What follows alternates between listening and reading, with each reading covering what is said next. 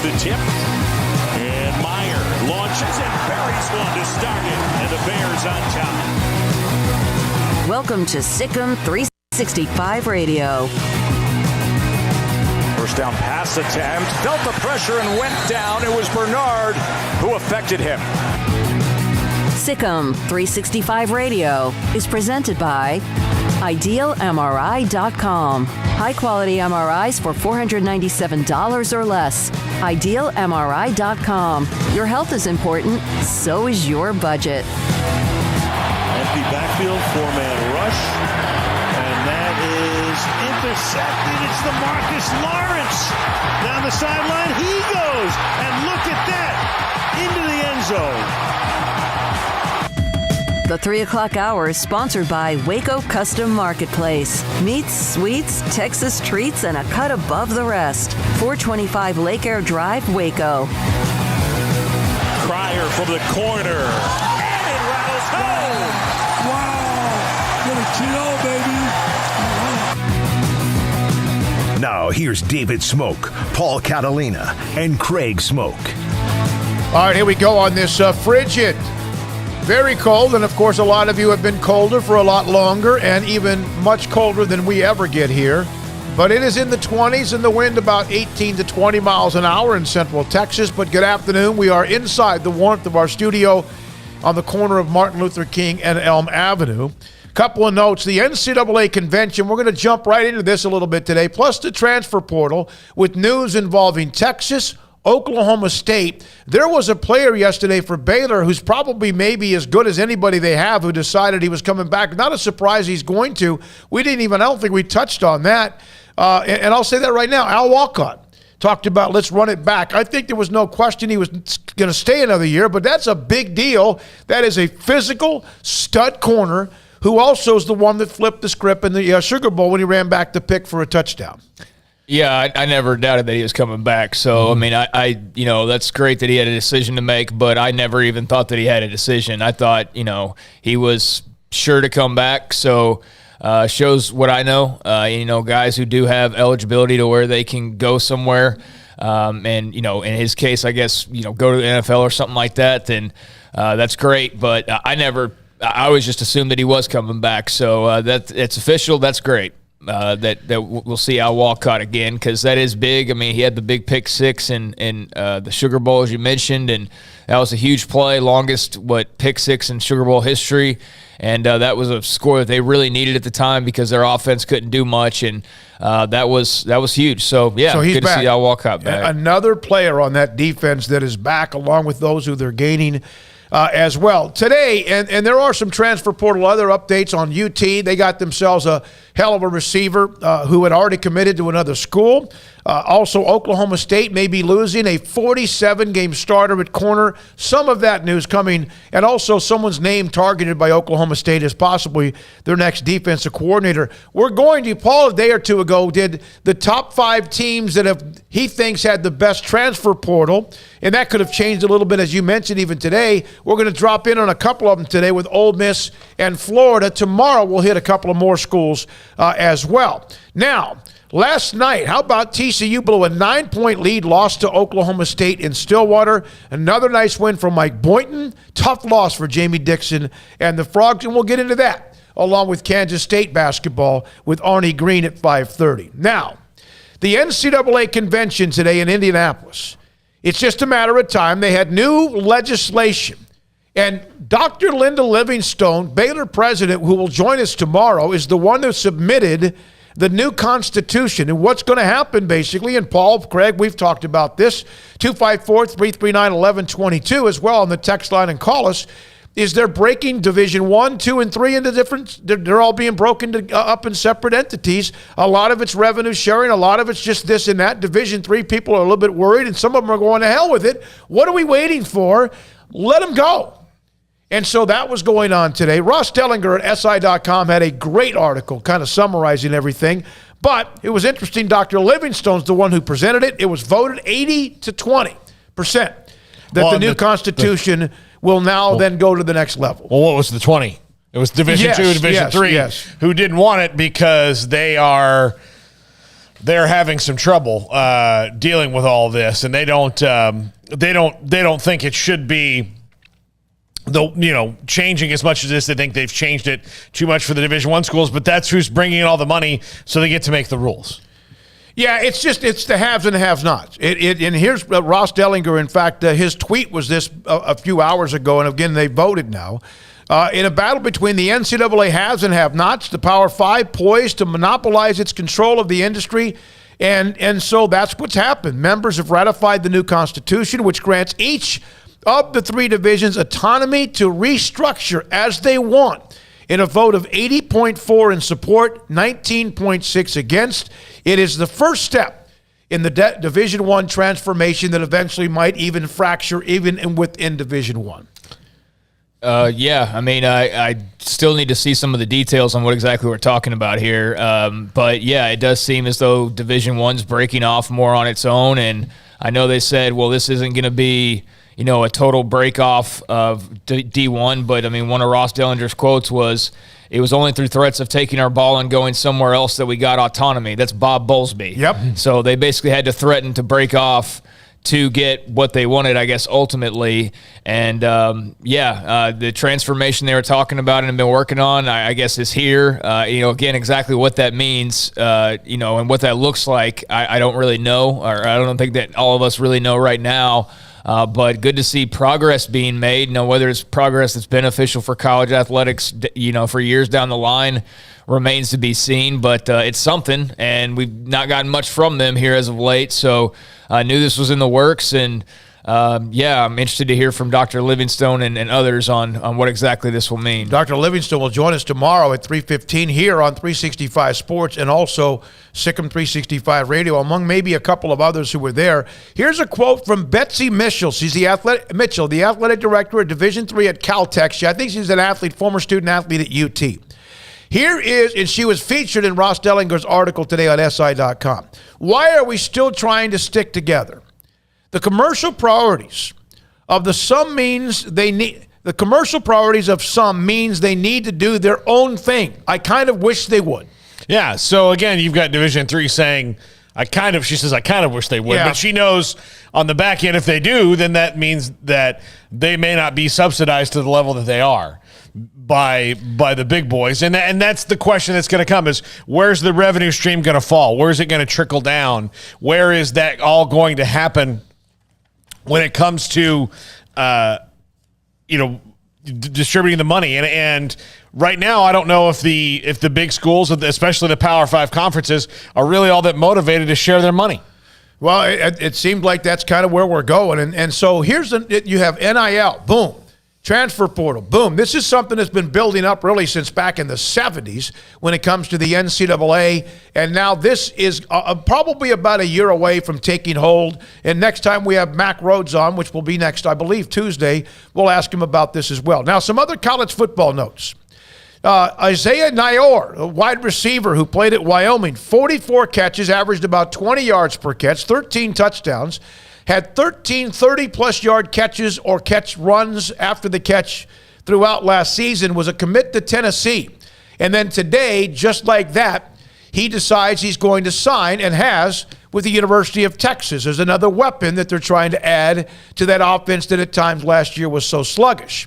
Auburn cornerback. This one here came out this afternoon. This is from Max Olson.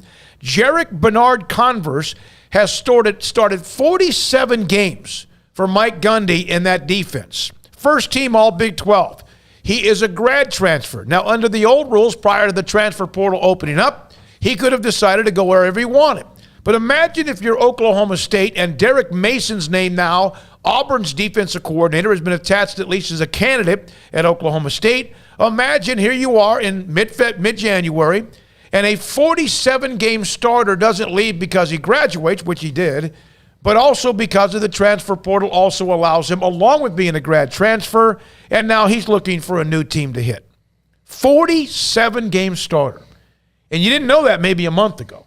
Yeah. I mean, it's the new reality, though, is that it doesn't matter if a guy's been there for 4 years and started almost every game he possibly could have in 4 years, but it just matters if you can keep them enticed. Latrell McCutcheon, cornerback from Oklahoma. Baylor was heavily on him. He today committed to play for Lincoln Riley and USC, and you could almost sense it from Grayson and Colt Barber. After yesterday morning, they felt good, Craig, about McCutcheon going to Baylor. By the end of the day, early afternoon, about the time we went on the show yesterday, they felt like he was done, that he was headed to USC. Well, he committed to USC yesterday. Okay. I mean, he had a graphic out. I don't know exactly when he put it out, but I definitely saw that last night at some point. And, yeah, once he made it known that he wasn't going to Oklahoma, I think there was a lot of momentum that had built for Southern Cal, and he made no bones about wanting to get out of Norman and basically burning every bridge that he had on the way out of there. I'm not sure what all that was about, but he looked happy in his picture with the Trojan sign. So good for Latrell McCutcheon that he'll go have an opportunity to play somewhere else. And going back to Nayor, that's a good pickup for Texas. He was very productive. He's from Fort Worth originally, and not a lot of people knew about him out there at Wyoming, but I did because of the Earl Campbell Award. He was one of those, I guess, second-tier type of wide receivers like a Jarrett Stearns that's not a Power 5 guy, but was putting up really big numbers. And so good to see him have the opportunity at the Power 5 level because that's probably more of where he belongs. And he proved that at Wyoming, just like Jackson Player proved it at Tulsa, and now he's at Baylor. So for all the hand-wringing about the transfer portal, again, there's another example of a guy who's going to have a much better opportunity. And that offense should be pretty loaded. I mean, all their stuff so far, except for the one kid from Ohio State, Ryan Watts, just based on what I've seen so far, it's all, there haven't been a bunch of transfer additions, but the ones that have been added to UT's roster have mostly been offense, headlined by Quinn Ewers, obviously. So they're spending and they're getting, and they're going to be loaded for bear next year. So there's really no excuses for that team in 2022. I don't want to hear crap about, well, it's just the second year, or I don't want to hear crap about, well, Quinn Ewers still needs, no. I better see a team winning like 10 games next year, given the money being spent and the recruits being pulled in. I think anything less would be excuse making, quite frankly. You know who I would, if I were one of those people paying these people, I would have exactly that sentiment. I would say, I'll give you $50,000. I'm just using that number. And if you guys do get the 10 wins, I'll double it. That's a pretty good incentive, but I don't know if that's legal or not. Okay, Tony Casillas made a point. What's illegal at this point? Tony Casillas made a point yesterday about being mature enough to handle that kind of pressure in your life when you're 18 years old. I don't know if some could do it now. Yeah. I mean, our age. Well, look how many people. Just look at lottery winners, people who win the lottery and they win $100 million and then they're broke in 4 years because they just spend it all. Because they have a lot of relatives all of a sudden too. But also you go you go into the idea of, okay, you're 17, 18 years old, you've all of a sudden got $1 million. Well, how can you manage it? And then the pressure of, well, I'd like to keep getting this money. How do I do that? Well, now, I mean, seriously, if you are an NIL guy and you've got money coming in because you before you've even walked on campus to promote something or be kind of this face of this little sham charity thing or whatever it is, then the pressure is there for you to win, because if you're not starting or helping the team win and the team's not winning, eventually that money's going to dry up. Now, they may not realize that at the time, but it's going to happen. It's called having a job. So, like there's 17-year-old multimillionaires in the NBA. We got rid of that for a while, but I mean, LeBron James was making way more money than Quinn Ewers has ever made in his lifetime when he was like 17, 18 years old, and LeBron handled that really well. Now, granted, he was playing a pro sport, and Quinn Ewers is playing an amateur sport, making millions of dollars. But, I think we probably put too much on, oh my gosh, some guys aren't going to be able to handle that. We haven't had any stories so far of some guy just like going off the rails because of NIL money that I'm aware of, right? I mean, there's been nothing like that. So I think, Paul, the pressure they face, good. You should face some pressure if you're being paid money to perform at a certain level. Like, there's the give and give and give. And so, okay, if we're going to do NIL and we're going to give money and we're going to give sponsorships and we're going to give this, there needs to be some kind of pressure. There needs to be some sort of, weight on the other side that has to be accounted for. Like, if I'm giving you a bunch of money expecting you to perform, then yeah, you should probably feel pressure to perform. But aren't they, then we use UT because of that 50,000. I'm just saying in general. But if you give somebody 50,000 to come to Texas, then what are you going to do on top of that? Is there a performance clause? Or is that 50,000 if you come here and you play well? I think it's just to get there and then hope that their coaching staff will develop them. I'm not sure about that. But to his point, if you feel, okay, if you're getting paid $50,000 to come play at School U or whatever, and that's just to come there, basically is what it looks like with the offensive line thing. And if you feel a pressure because, hey, I'm getting paid $50,000, I better work hard, I better perform. Well, yeah, you're getting paid $50,000. You should feel like you have to. I agree. That's my point. Is like, yeah, there should be pressure that you got paid 50 G's so that people expect you to perform at a certain level. And if you're somebody like Quinn Ewers who's getting paid more, or somebody like Bryce Young who's getting paid millions and millions of dollars, or whoever it may be, anybody who's got a deal, that's advertising. That's that goes hand in hand. Like you're suddenly in a business. It's not just a free money thing, except for I think the O-line thing kind of is actually, but I'm sure there is a pressure to perform that comes with that. And I don't know the details of it. I am curious. Like, is it a 4-year guarantee? Is it do you feel a pressure that once you get there, you have to continue? Can you have it taken away if it was a year by year deal? The problem with doing it to me, if you're the money, that wasn't the original intent. But if I'm the money guy, I'm just from the money guy's perspective. You're Italian, so I mean that would make sense. From the money guy's perspective, I'm paying $50,000 to a kid I know who's good at high school football.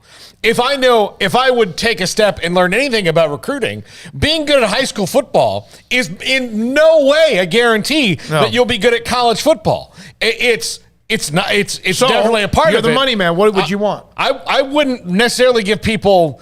I'd give them like a bonus for coming, but you'd have to, again, if you're not starting, if you're one of these 5 stars who washes out of me, I'm sorry. The reason why the NIL was supposed to be there was to give a chance for players on campus, student athletes, to have a chance to earn money based on their name, image, and likeness, and promote or endorse something. And what's happened, it's also happening even before you get on campus, but we can get into that again, and we will throughout. That's going to be a constant deal.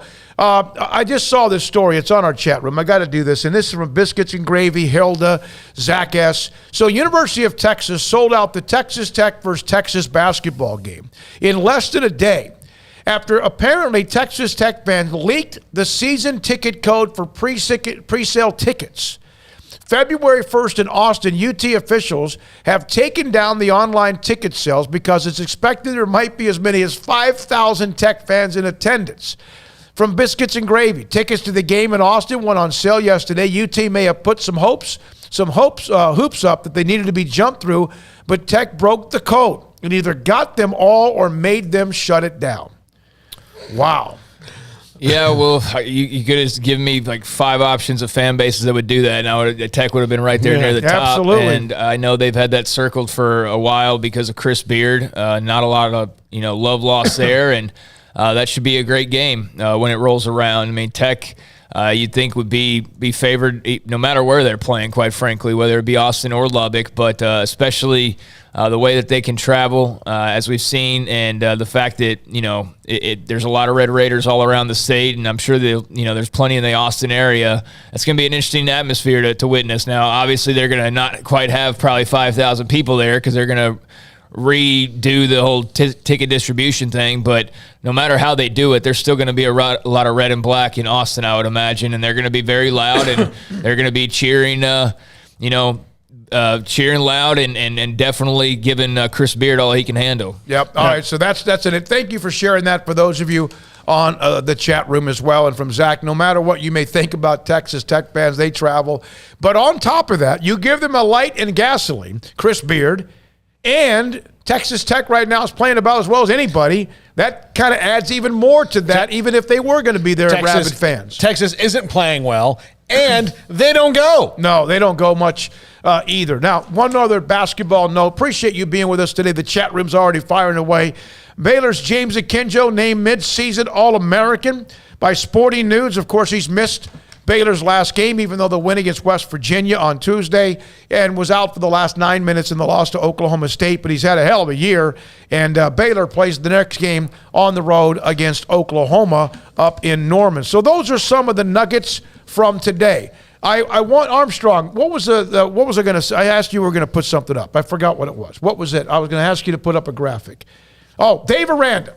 Here's Baylor football coach, as you know, during the season. And I think this was after a post game, and one might have been during a media session or whatever, maybe another post game, where he alluded to a couple of children's books. One was the Berenstain Bears, and one was the Velveteen Rabbit. In an interview with Joel Klatt on that one. So today at one of the schools in Waco, Midway ISD, and there were other personalities there, but there he is. And that probably will end up being something that ends up being an off-season book tour when he has time. And I would invite him to come talk to my kids if I was a teacher as well. So good for that being popped up there. Thanks to Miss Donahue. He's got a nice, mellow, good voice for reading to children. Yeah, no question. I could definitely fall asleep to his voice if I needed to. But yeah, no, I think it's really cool how he's incorporated. Who would have thought children's books into football and in college, big time high level college football. Very unique guy. We've gone over that a million times, and just a different kind of cat, but in the best sort of way. And very cool to see whoever came up with that idea to execute that and get him over there to do that. I think that's really awesome. I'm sure those kids were thrilled, and would have loved to have been able to just kind of sit there and see it for myself. But very cool idea and awesome of him to do that. Now, one more thing, Armstrong, on the video, and I want to make sure I get this right. I sent you a deal with a video. I happened to see this when it was something that was on my feed. Timothy Burke put this up. He's a broadcaster, and you have that, Armstrong? So this is late last night. It's a live shot in a weather like icy, cold, nasty conditions, and there's a female reporter doing a comment. Watch this. Water main breaks. Oh my gosh, I got hit by a car, but I'm okay. I just got hit by a car, but I'm okay, Tim. That's the first for you on TV, Tori. Woo! We're all good.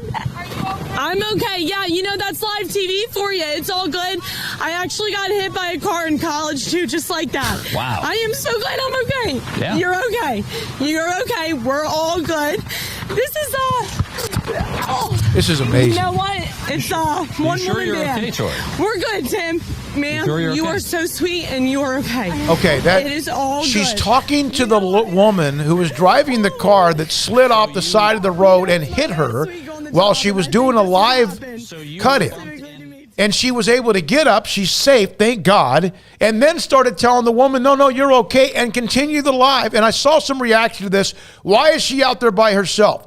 Anyone who has been in any kind of a small and even sometimes a media market television market, most and a lot of these shots and a lot of reporting and a lot of people do their own photography or stand-ups on their own. It's dangerous, but that was one of the reactions I saw. Buy a local TV station and find out why she's out there by herself. It's expensive to hire people, and that's why they do it. But I gotta say, you're burying the lead by saying what idiots on Twitter are saying. Like, who cares who cares what they say? God. That girl is a gosh damn pro. Yeah, that is a pro right there. I know. Well, that goes without saying. I mean, the fact that's what I said. She kept telling the lady, "No, you're okay," and continued to do a live cut-in. And then some started getting on the guy about, well, he asked, did you get high? Did you get hit low? He was trying to make sure she was okay. Well, no, apparently there's never the full story out there because God forbid we actually put all the information out there. He didn't see it. No, he's watching the teleprompter. He didn't have video. So anybody comment like, how callous, or again, that's why we should not dive down into like the dregs of Twitter comments that are uninformed to begin with and worry about what any of them have to say. And so, yes, that's how local TV works. And yes, that dude did not know she got hit by a car initially. And that's why he had a very dry response because he had no idea apparently. But to her, the real story, the real headliner of that entire thing is the girl. And props to her for maintaining such a great attitude despite being hit by a car for apparently the second time. So, yeah, that's the dangers of local TV reporting and being out in nasty weather, which I do wonder sometimes. I don't care how it was done back in the day. I mean, you could still question, I think, somebody being out there in bad weather by themselves. But, I mean, it is kind of how it has to work sometimes. But I do think that the weather folks are trying to find new ways of how dangerous can we make this before we, get the shot that we need? Not that was one of those examples necessarily. Like the Weather Channel and Cantor and others. They're out there like diving into the ocean during a hurricane that's coming in shore. Now, the local reporters we have here in Waco or whatever market, you have a lot of them. And the sports reporters, whether it's Nikki or Darby or others, Chris, there's a lot of them out there. Jack, they're doing it on their own a lot of times. They rarely have anybody with them when they're shooting a stand-up for a story, but that was interesting with what she did. She is going to be, if I'm a network, I'm calling her. I'm just like, hey, you don't let anything bother you. Let's talk. I don't know. I need to see actual tape as well. You'd be hired just off that, and then all of a sudden you turn on this film and she's got like a weird voice or something. Here's what it would be. If I had that film and I knew she was good and it came down to her and somebody who hadn't been hit by a car live in the air, she's getting the job. Yeah, no question or about somebody it. who's just been hit once live on the air, since apparently she's had it twice. Twice? She said it twice. By the way, Owen said, so what are the NCAA updates? A real quick review, and then we come back. A comment, a local high school coach who we had on a couple of weeks ago who retired, decided to change his mind, and some of the emotions with that. Owen, the NCAA today convention in Indianapolis, they voted Divisions 1, 2, and 3 will eventually move on by themselves separately with their own rules, regulations, whatever else. It won't take effect immediately, but it's going to happen most likely and vote yet again and maybe even be the next level by this time next year. We'll have Baylor President Dr. Livingstone, who presented the legislation today. She'll join us tomorrow at 3:15. Now, we are going to check in on the transfer portal. Paul had that top 5. Today we hit Florida and Ole Miss. We'll have Max Olson, theathletic.com, on today's NCAA legislation. Greg's off the radar, Paul's top 5, and more. And you on the chat room at 254-339-1122. Sick'em, 365 Radio, 365 Sports. This month, it's all about the championship drive as our hometown team celebrates the Big 12 championship and a Sugar Bowl win. So can you in your new vehicle from Allen Samuels Chrysler Dodge Jeep Ram in Waco. During the Start Something New sales event, shop for power, performance, and reliability from our selection of the new 2021 Ram 1500 Lone Star. Are you planning your next adventure? Choose from a range of Jeep models, including the 2021 Jeep Grand Cherokee. Take home the trophy from Allen Samuels in Waco. Come by. Let's be friends. How did Edward Jones become one of the biggest financial service companies in the world? By not acting that way. Financial strategies, one-on-one advice, it's a big difference. And that's why Brad Wilson, your Edward Jones financial advisor, makes sense of investing. Experience the difference for yourself. Brad Wilson, 250 Sharon Drive in Woodway, 254-776-4337. Edward Jones, member SIPC. Automatic Chef Canteen is a full-service micro-market vending and office coffee provider with state-of-the-art vending equipment, a wide variety of products, and offering custom-fitted micro-market vending office coffee solutions for your employee break room. You want a full break room solution and a workplace oasis? Well, Automatic Chef Canteen, locally owned and operated for over 50 years in Central Texas, also includes in-house mechanics on call 24/7 for fast, reliable service and maintenance. Automatic Chef Canteen, 6900 Imperial Drive in Waco, or online at automaticchefcanteen.com. At Ideal MRI, we feel blessed to be a part of the Waco community. We're a small family business right here in Central Texas, and our goal is to bring down the cost of healthcare while maintaining high quality. At times like this, the cost of healthcare has never been more important, and unfortunately, significant illnesses and injuries still occur. That's why Ideal MRI is open and here to serve you through the difficult time. We offer premium MRIs just like a hospital with state-of-the-art technology and specialists, but you'll pay less. Sometimes thousands of dollars less, whether you're using insurance or not. At Ideal MRI, we accept most insurance and there are no hidden costs, even offering financing if that's needed. Everything included in the price, and you'll not get something as a surprise in the mail later on. If you need an MRI, ask your doctor about Ideal MRI. They'll know. You can schedule an appointment safely from home online in minutes at idealmri.com or give us a call, 833-IDEAL-MRI, idealmri.com. Hey, this is Bryce Petty, former starting quarterback and two-time Big 12 champion, and I know firsthand the importance of being in top shape both on and off the field. So listen up, men.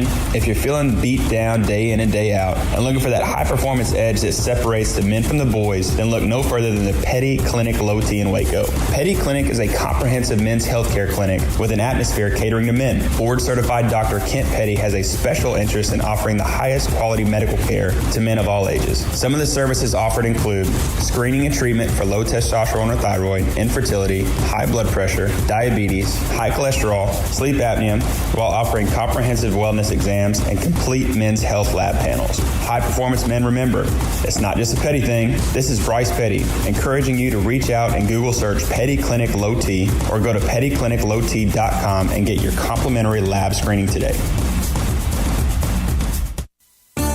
There are 26 letters in the alphabet, over 600,000 words in the dictionary, and just 3 of them said together can change everything.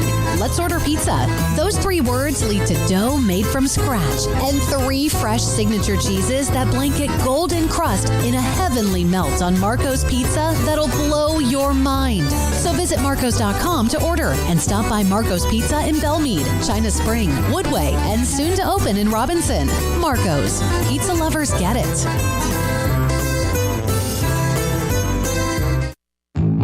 Welcome back to Sikkim 365 Radio. Call us on the Bet US hotline, 254-339-1122. All right, here we go. One quick note. 2 weeks ago, I think it was January 19th or 20th, Kevin Hoffman, January 10th, Kevin Hoffman, longtime coach at Mart, longtime coach in high school football, had led Mart to 4 consecutive state championship game appearances, won 3 in a row, then lost in an extra point where Mart scored, kicked an extra point, then the team that they were playing scored, missed the extra point. Mart was offsides. Windthorst, the opponent, went for 2 and beat them on the last play of the game. And then last year they lost in the semifinals. He was just kind of worn down by it.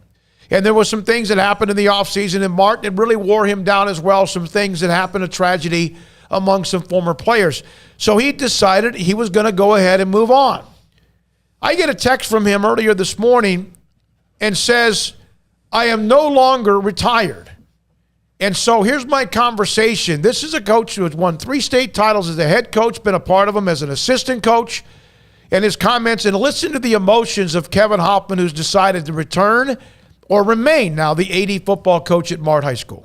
Kevin Hoffman joins us and still the AD football coach at Mart. You've changed your mind. Why?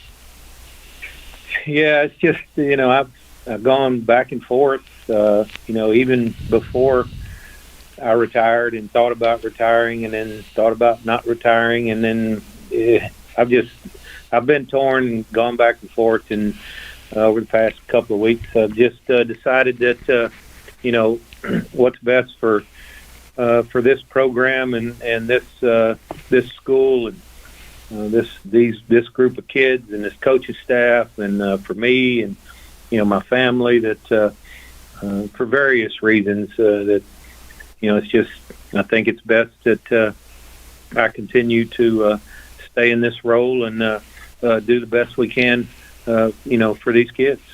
You're beloved in that city, you know that, right?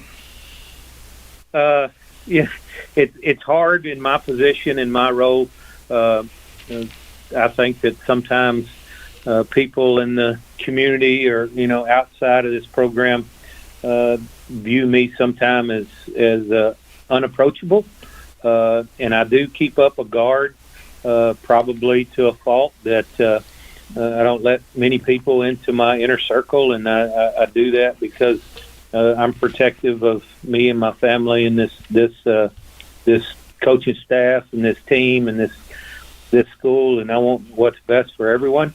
But after announcing my retirement, I had an outpouring of people that reached out to me, congratulations, and these types of things, and just showed that that maybe I am more appreciated, and really that's I want to feel appreciated just like everybody else does. Sure. And it's been really good. So and that played a role in it too. And I just think at this time I got a few more years left in me. Let me ask you one more question, if you don't mind. Did you lose more sleep trying to make the decision to retire, or lose more sleep once you did retire?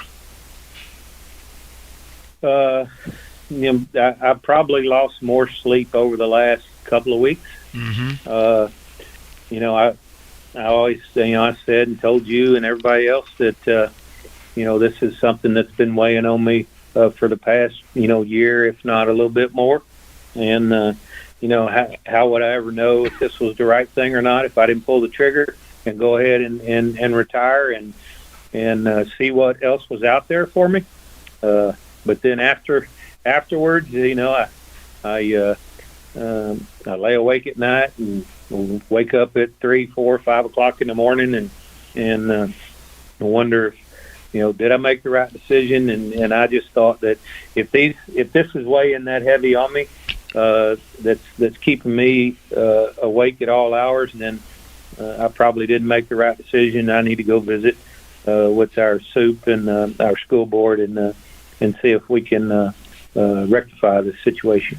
Kevin, do you feel like the way things ended 2 years ago with that gut-wrenching loss and then the semifinal loss, which kind of seemed like it was sudden, did that also lead you to feel like there was unfinished business? Yeah, that that amongst other things, keep keep weighing on me, keep me awake at night, and it's the last 2 years that we didn't finish it off like we wanted to.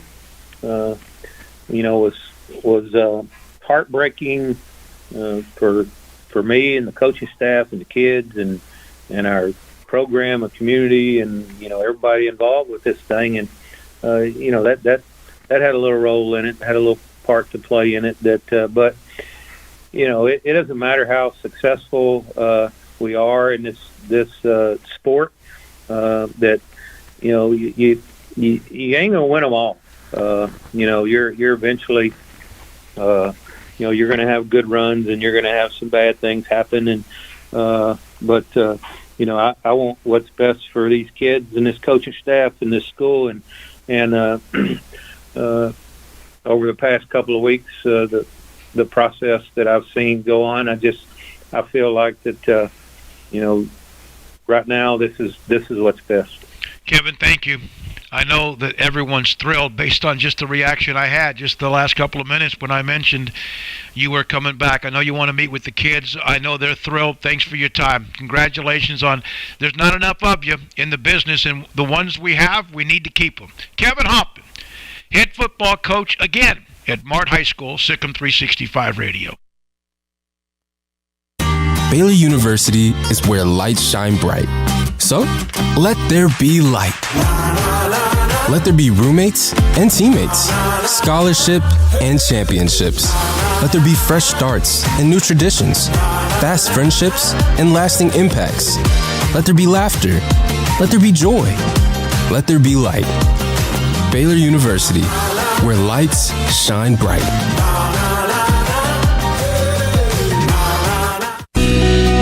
Camille Johnson Realtors guide you seamlessly through the process of buying your dream home or selling your current one. Commercial, farm and ranch, or residential, Camille Johnson Realtors can smoothly and successfully lead you through any transaction. With a team of 28 experienced agents who are excited about serving you, Camille Johnson Realtors services the entire greater Waco area. If you're in the market to buy or sell, contact Camille Johnson Realtors, 104 Midway Center in Woodway, or find them online at www.camillejohnson.com. Camille Johnson Realtors, elegant, charming, warm. Welcome home. Riverbend Liquor and Wine, Lakeshore Drive at North 19th Street in Waco, is a hidden gem. They've got a great selection of spirits, wine, and the most extensive selection of craft beer in Waco in their gorgeous walk-in fridge. And they have an amazing array of high-end bourbons like Pinhook, Weller, Buffalo Trace, Brush Creek, Hotel, Garrison Brothers, Thomas S. Moore, Hooten Young, and Bardstown. Great customer service and a convenient and speedy drive-through window. Riverbend Liquor and Wine. Find out more on Facebook and Instagram. Do you or your kids get nervous about going to the dentist? Stonewood Dental, Dr. Steve Childress, he can help. I've spent a career taking care of patients who as children had bad experiences, and now they're adults that hate going to the dentist. If I get a kid at 3 years old and they come every 6 months and it's a happy experience, it's normal for them. Now they have an accident at 6 or 7 or 8 at school. Now they have a broken tooth or a trauma, and they have to come here. They're used to lights, they're used to water in their mouth, they're used to experience, they already trust us. It's amazing what we can do with that kid without it being a negative thing. But if I see a 6 or 7 or 8 year old that's never been to the dentist, and now they have a trauma or an unfortunate unexpected toothache, it's harder to do that for that kid and it not be somewhat of a negative experience. So bottom line is I try to teach kids and adults and teenagers and everybody the way I'd want my family treated, which is where it's a necessary part of life. You just take care of it. It doesn't have to be that big a deal. Learn more, stonewood-dental.com. When we moved to Texas, we were like fish out of water. We didn't know anyone in our neighborhood until our Texas Farm Bureau insurance agent came to the house. She was so helpful and reassuring, a friendly face with that Texan hospitality I'd heard about. When we purchased a Texas Farm Bureau insurance policy, we knew we were making the right choice. We knew our family would be protected. Stop by and see our agents at one of our 3 McLennan County locations. Coverage and discounts are subject to qualifications and policy terms and may vary by situation. It's plain and simple. Waco Custom Marketplace is the one-stop shop for what you need for tailgating, from charcoal, cold beer, and wine. And, of course, customize your order with brisket, tri-tip, sausage, wings, smoked pork tenderloin, country-style or pork spare ribs, marinated beef and chicken fajita meat, ground beef and chili, meat, hot dogs, and burgers, buns, seasoning, sauces, chips. There's fresh baked bread and kolaches every day, breakfast sausage links. And you can also customize your favorite cut of steaks from Select, Choice, or Prime, bacon wrap fillets, ribeyes, New York strips, sirloin, T-bone, and porterhouse. Full service butcher shop includes pork, poultry, beef, chicken, and seafood, serving Waco restaurants and families since 1940. Your one-stop shop for beef, pork, poultry, and seafood needs. Waco Custom Marketplace, 425 Lake Air Drive, or WacoCustomMarketplace.com.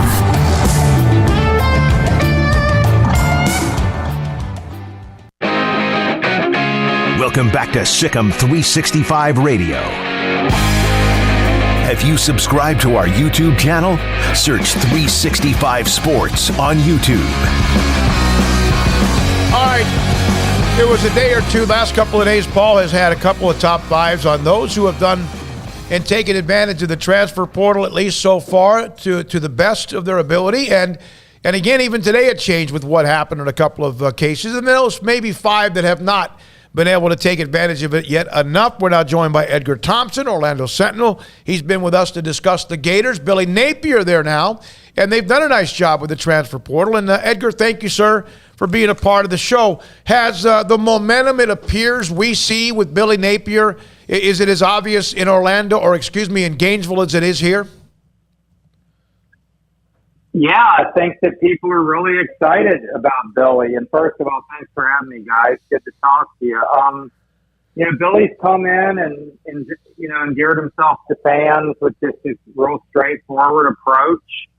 He's very thorough, very organized, and he is just going step by step trying to build this thing, from the ground up with a foundation of just I mean, I'm telling you, he said it was going to be an army of analysts and stuff he hired, and he is living up to that. It's unbelievable. Every day there's like a new hire.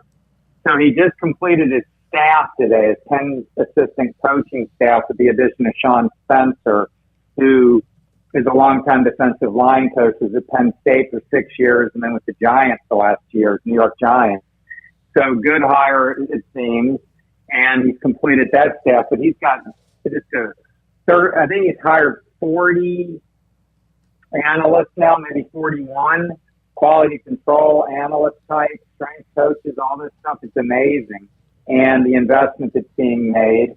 And he's putting recruiting, to your point about transfers, as top priority. I mean, this is a talent acquisition business, as he says. It's what Kirby Smart says. It's what Nick Saban thinks. It's what Jimbo thinks. And if you're going to keep up with the Jimbos and the Nicks and the Kirbys, that's got to be your attitude. And it really wasn't quite the focus under Dan Mullen. Now, I mean, Dan was about recruiting and getting good players, but he maybe wasn't quite as invested, let's say, with his staff and even his own actions and really doing what you got to do to get the top people. Because I think Dan felt like development, scheme, Xing and Oing, and these kinds of things, I think we talked about this before, where he was exemplary at those things, in his opinion, and results proved it. But at some point, man, you got to have the depth. You got to be able to line up. You got to have a guy who's faster and stronger. And as we saw from Georgia, depth and talent can wear down any team, including mighty Alabama. Edgar, I mean, he's done well with pulling the best people from the Louisiana roster over with him in the transfer portal. And given his late start into recruiting, I know he closed about as well as you could, given the fact that he didn't have much time between getting the job and the first signing period. But what do you think about the guys he's brought in so far, transfer portal-wise? It's like I haven't dug into film, man. I mean, I'm joking with you. I just don't know enough about him, but I trust that this guy has an eye for talent. Well, he worked under Dabo at Clemson early on in his career.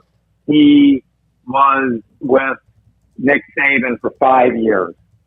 He built a program that was, a Midland, Sun Belt team into a power. At that level, and a team that's been ranked. Gators weren't ranked this year. Louisiana was. So, I mean, he's brought in 2 linemen. I mean, Ford, the monster. I mean, that's 6'5", 350 or something. He brought in this Cameron Waits kid who's young but massive. He got a running back who's a first-year freshman, Charles Johnson. Kid had a good season. I mean, I think 800 plus and 12 touchdowns. Now, this is against Sun Belt competition, though, mind you. So we just don't know. But those are guys he seems to trust. They're going to give you depth, if nothing else. They're going to be guys you can develop. I mean, 2 of them are first-year guys, and they're 18, 19. Long careers ahead of them. He got the Kimber kid, Jalen Kimber, the cornerback from Georgia. I mean, that guy was a projected starter going into spring for Georgia. So I'm not sure why he left. But that's a good guess. He has Javon Baker on his radar, the wide receiver transfer from Bama. I mean, the guy's making moves, and that's what you want. That's what you want to see. Now, as for the recruiting class, day of, he did pretty well. He got Kamari Wilson, not really flipped, but he decided to come from IMG instead of going to Georgia. He came to Florida. And Florida has not done well recruiting IMG Academy in Bradenton. And that's been a sore spot with fans, and a lot of talent is there. And if you can get a foothold there and start getting kids to Gainesville from Bradenton, instead of letting them go 5 more hours north to Athens, that's a big score. So he's making moves. He's doing things that fans are, enjoying and they like. Now, here's my big question, guys. And I'm not saying it's not true, but how good a coach is he? I don't know. How good a developer is he? I don't know. Does he call good plays? Does he make good in-game adjustments? I have no idea about that. We know Dan Mullen was good at those things. But, so some people, it's funny. One of the guys on the beat tweeted one time, that Kirby Smart and Dan Mullen were put on this earth to figure out or answer the longstanding argument, is it talent acquisition or development that really matters most? Now, because Dan, before this year, was way ahead in the development coaching aspect in Kirby, and the Kirby's is killing it on the recruiting trail. I don't know if that's also true now. I mean, we thought Kirby did some pretty good coaching this year, obviously. I just think that, bottom line is that's where Napier's at. That's where fans are excited. He's all about, Army is players. I saw where, there was at one point an expectation that Emory Jones was going to be in the transfer portal, but that is not occurred to my knowledge. And they did add, although it's been a while now, but Jack Miller coming over from Ohio State back in November with Emory Jones looking like he may be back and Anthony Richardson being back, and you got Jack Miller in the fold, and I know there's some other guys in that quarterback room as well. What are your thoughts on any kind of quarterback competition starting this spring? I mean, there's going to be competition, and that's what you want. I mean, there's been some years here. I've covered the Gators, God, a lot of seasons now. 15 now I've done, but, I've been back about 10 since I've been back this second time. There have been years where, who's playing quarterback? There is, no competition. Now, we're still kind of at that, who's going to play quarterback, but there are a lot of bodies and a lot of guys to choose from, and talented guys at least. Whether they can play the position and make the decisions under pressure and all this stuff, who knows? But Anthony Richardson is an athletic freak. Jack Miller was a big-time recruit coming out of Arizona. Landed at Ohio State. He left because C.J. Stroud beat him out. I mean, that's a Heisman finalist. And Emory Jones, he's a bit of a wild card because I think a lot of people, including Emory, including Dan Mullen for sure, who tied his star to Emory, expected a lot more from Emory.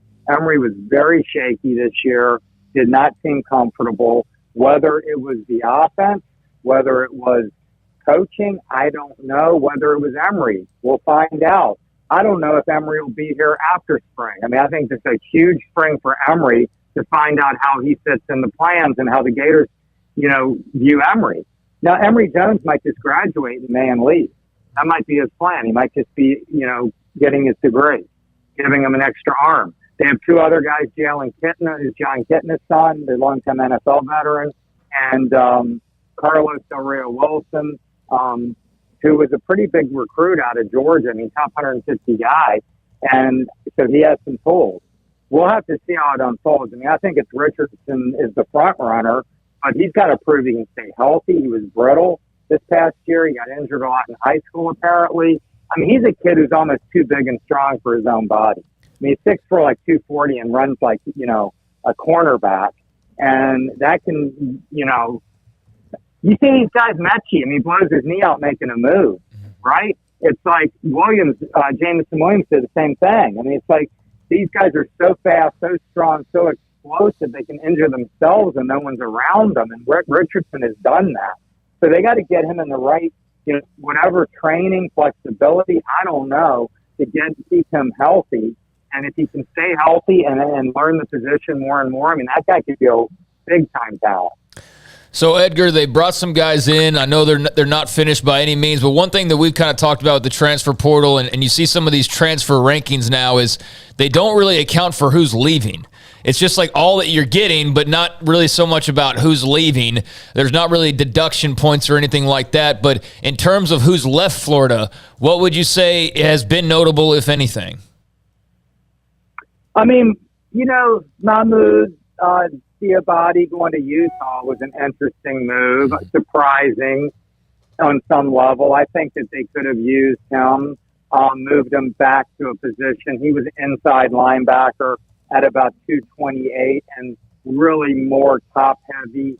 I mean, very explosive athlete off the edge. They moved him inside. I mean, he made a lot of plays, but he also got run out because of traffic. And I mean, it just wasn't a good fit. And I thought he would probably come back. He's gone. He's going to Utah, which opens in the swamp against Florida. So that's going to be a weird dynamic. Jacob Copeland, the receiver, left.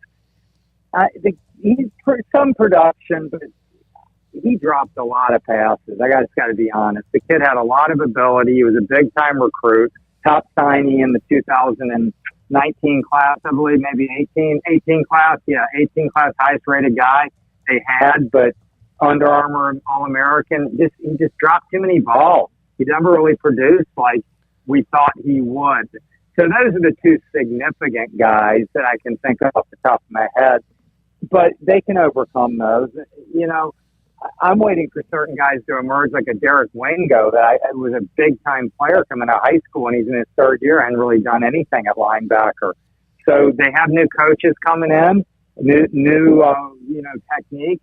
Maybe can get more out of him. Jay Bateman is the guy who's coaching inside linebackers. He was in North Carolina DC the last couple of years, has a good track record, a lot of experience. We'll see what he can get out of some of those kind of guys. But Ventrell Miller is coming back for a 6th year, and he was a leading tackler 2 years ago, and that's a good piece to have. So, a lot of intrigue. This is going to be a team that's going to come together, in time, and it's going to have to evolve and get better, and it's not going to be some world beater next year and contending for the SEC East, but needs to make some steps and continue to build. 2023, guys, is going to be a monster class. That is going to be a critical class for Billy Napier, because that's really going to form the foundation of the future for that guy. Edgar, great stuff. Thank you, sir. Good to hear from you again, and talk a little college football during whatever is an off season with the transfer portal, coaching changes, now the NCAA convention news, and, of course, NIL, et cetera. Thanks for your time. Edgar Thompson covers Florida, the Gators for the Orlando Sentinel. We'll have Neil McCready in about 40 minutes or so, maybe less than that, in fact, 30 minutes on Ole Miss. When we come back, Max Olson, theathletic.com, his thoughts about today's news and the NCAA convention in Indianapolis. And again, tomorrow, Baylor President Lyndon Livingstone. Dr. Livingstone will join us. She was the one who presented the legislation. She'll be on with us tomorrow at 3:15. This is Sikkim 365 Radio and 365 Sports. Marco's Pizza. Pizza lovers get it. Marco's Pizza, with numerous online opportunities, offers. In fact, we got this the other day. We had this ordered and brought to us. Pepperoni Magnifico. Enjoy a large pepperoni Magnifico online. Use the code PEPMAG. You can use the app or online for $9.99. The unlimited large 2-topping pizzas, always available online, $8.99 each. Order now, carry out, use the code HOT to go. $3 off large specialty pizzas. Order now and use the code SPECIAL3. Unlimited medium 1-topping pizzas, $7.99 a piece. Order now, and there's another code for that as well. Order extra and call it in as an encore. And by the way, Marco's Pizza with 4 locations in Waco, 1 in China Spring, 1 is in Belmead. That's the one who delivers to us. And then also in Woodway in the brand new location that Bob Mock has, who owns all 4, that one in Robinson. Marco's Pizza. Pizza lovers get it. American Bank has been serving Waco since 1952, and we're just getting started. Hi, I'm President and CEO Dana Hassel. Over the past few years, we've been busy investing in new technology to give you the best banking experience possible. We've also expanded our downtown branch and built 2 state-of-the-art buildings at our Woodway and Belmead locations. With bright open lobbies, plus fast, personal, interactive teller machines, everyone in Waco is now just minutes away from face-to-face banking. Visit us today and see how we're invested in serving you at American Bank. Member FDIC. Don's Humidor, your home with a 48-foot walk-in humidor with the elite cigar brands from around the world, including the #1 cigar of the year, Aging Room Cuatro Nicaragua. Plus, they have the great brands like Macanudo and Artur Fuente, Rocky Patel, Aston, and so much more. CBD, great for sore muscles, aches and pains, sleep, Vita Dreams, and anxiety, mild depression, general health and wellness. Their staff very knowledgeable on the subject. If anyone is curious about CBD, ask Carol and Ashley. Don's Humidor in the Townwest Shopping Center off Valley Mills in Waco. The year is wrapping up, sports bettors, but BetUS still has your NBA, NHL, college football bowls, UFC, PGA, and of course NFL betting lines up for their 27th year. Live betting on all of it. Log in to BetUS.com today. Use our promo codes SICK'EM125 for 125% bonus on cash, or SICK'EM200 if you use crypto. So use the 3-decade leader, BetUS.com. Use promo code SICK'EM125 and SICK'EM200. In the market for a quality metal building? Since 1943, Pioneer Steel & Pipe has helped Central Texas residential and commercial customers with metal building design, panel options, building components, and trim options. Pioneer Steel & Pipe's residential line is energy efficient, offers low maintenance, reduces insurance payments, is impact resistant, and carries up to a 45-year limited warranty. In addition, they can also help you find a metal building contractor for your project. Pioneer Steel & Pipe with locations in Waco and Bryan and at pioneersboys.com.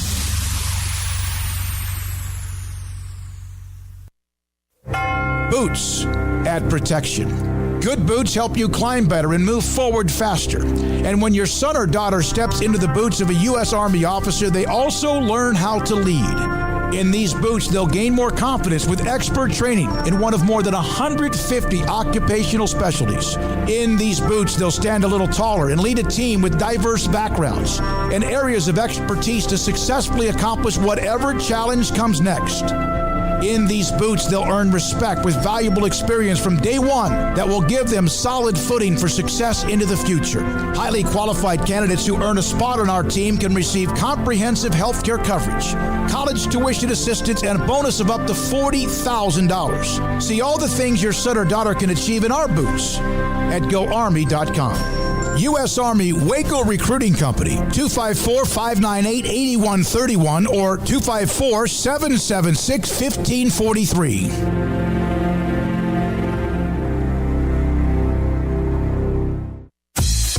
Baylor Scott and White, Southwest Sports Medicine and Orthopedics, the team physicians for Baylor Athletics, diagnosing and treating all sports-related injuries, including concussions. These specialists also provide orthopedic services for athletes and non-athletes alike, whether it's knee or shoulder pain, hand or wrist injury, orthopedic spine care, and even an arthritis and total joint clinic. Trust the doctors Baylor Athletics trusts. Baylor Scott and White, Southwest Sports Medicine and Orthopedics wants to get you back in the game.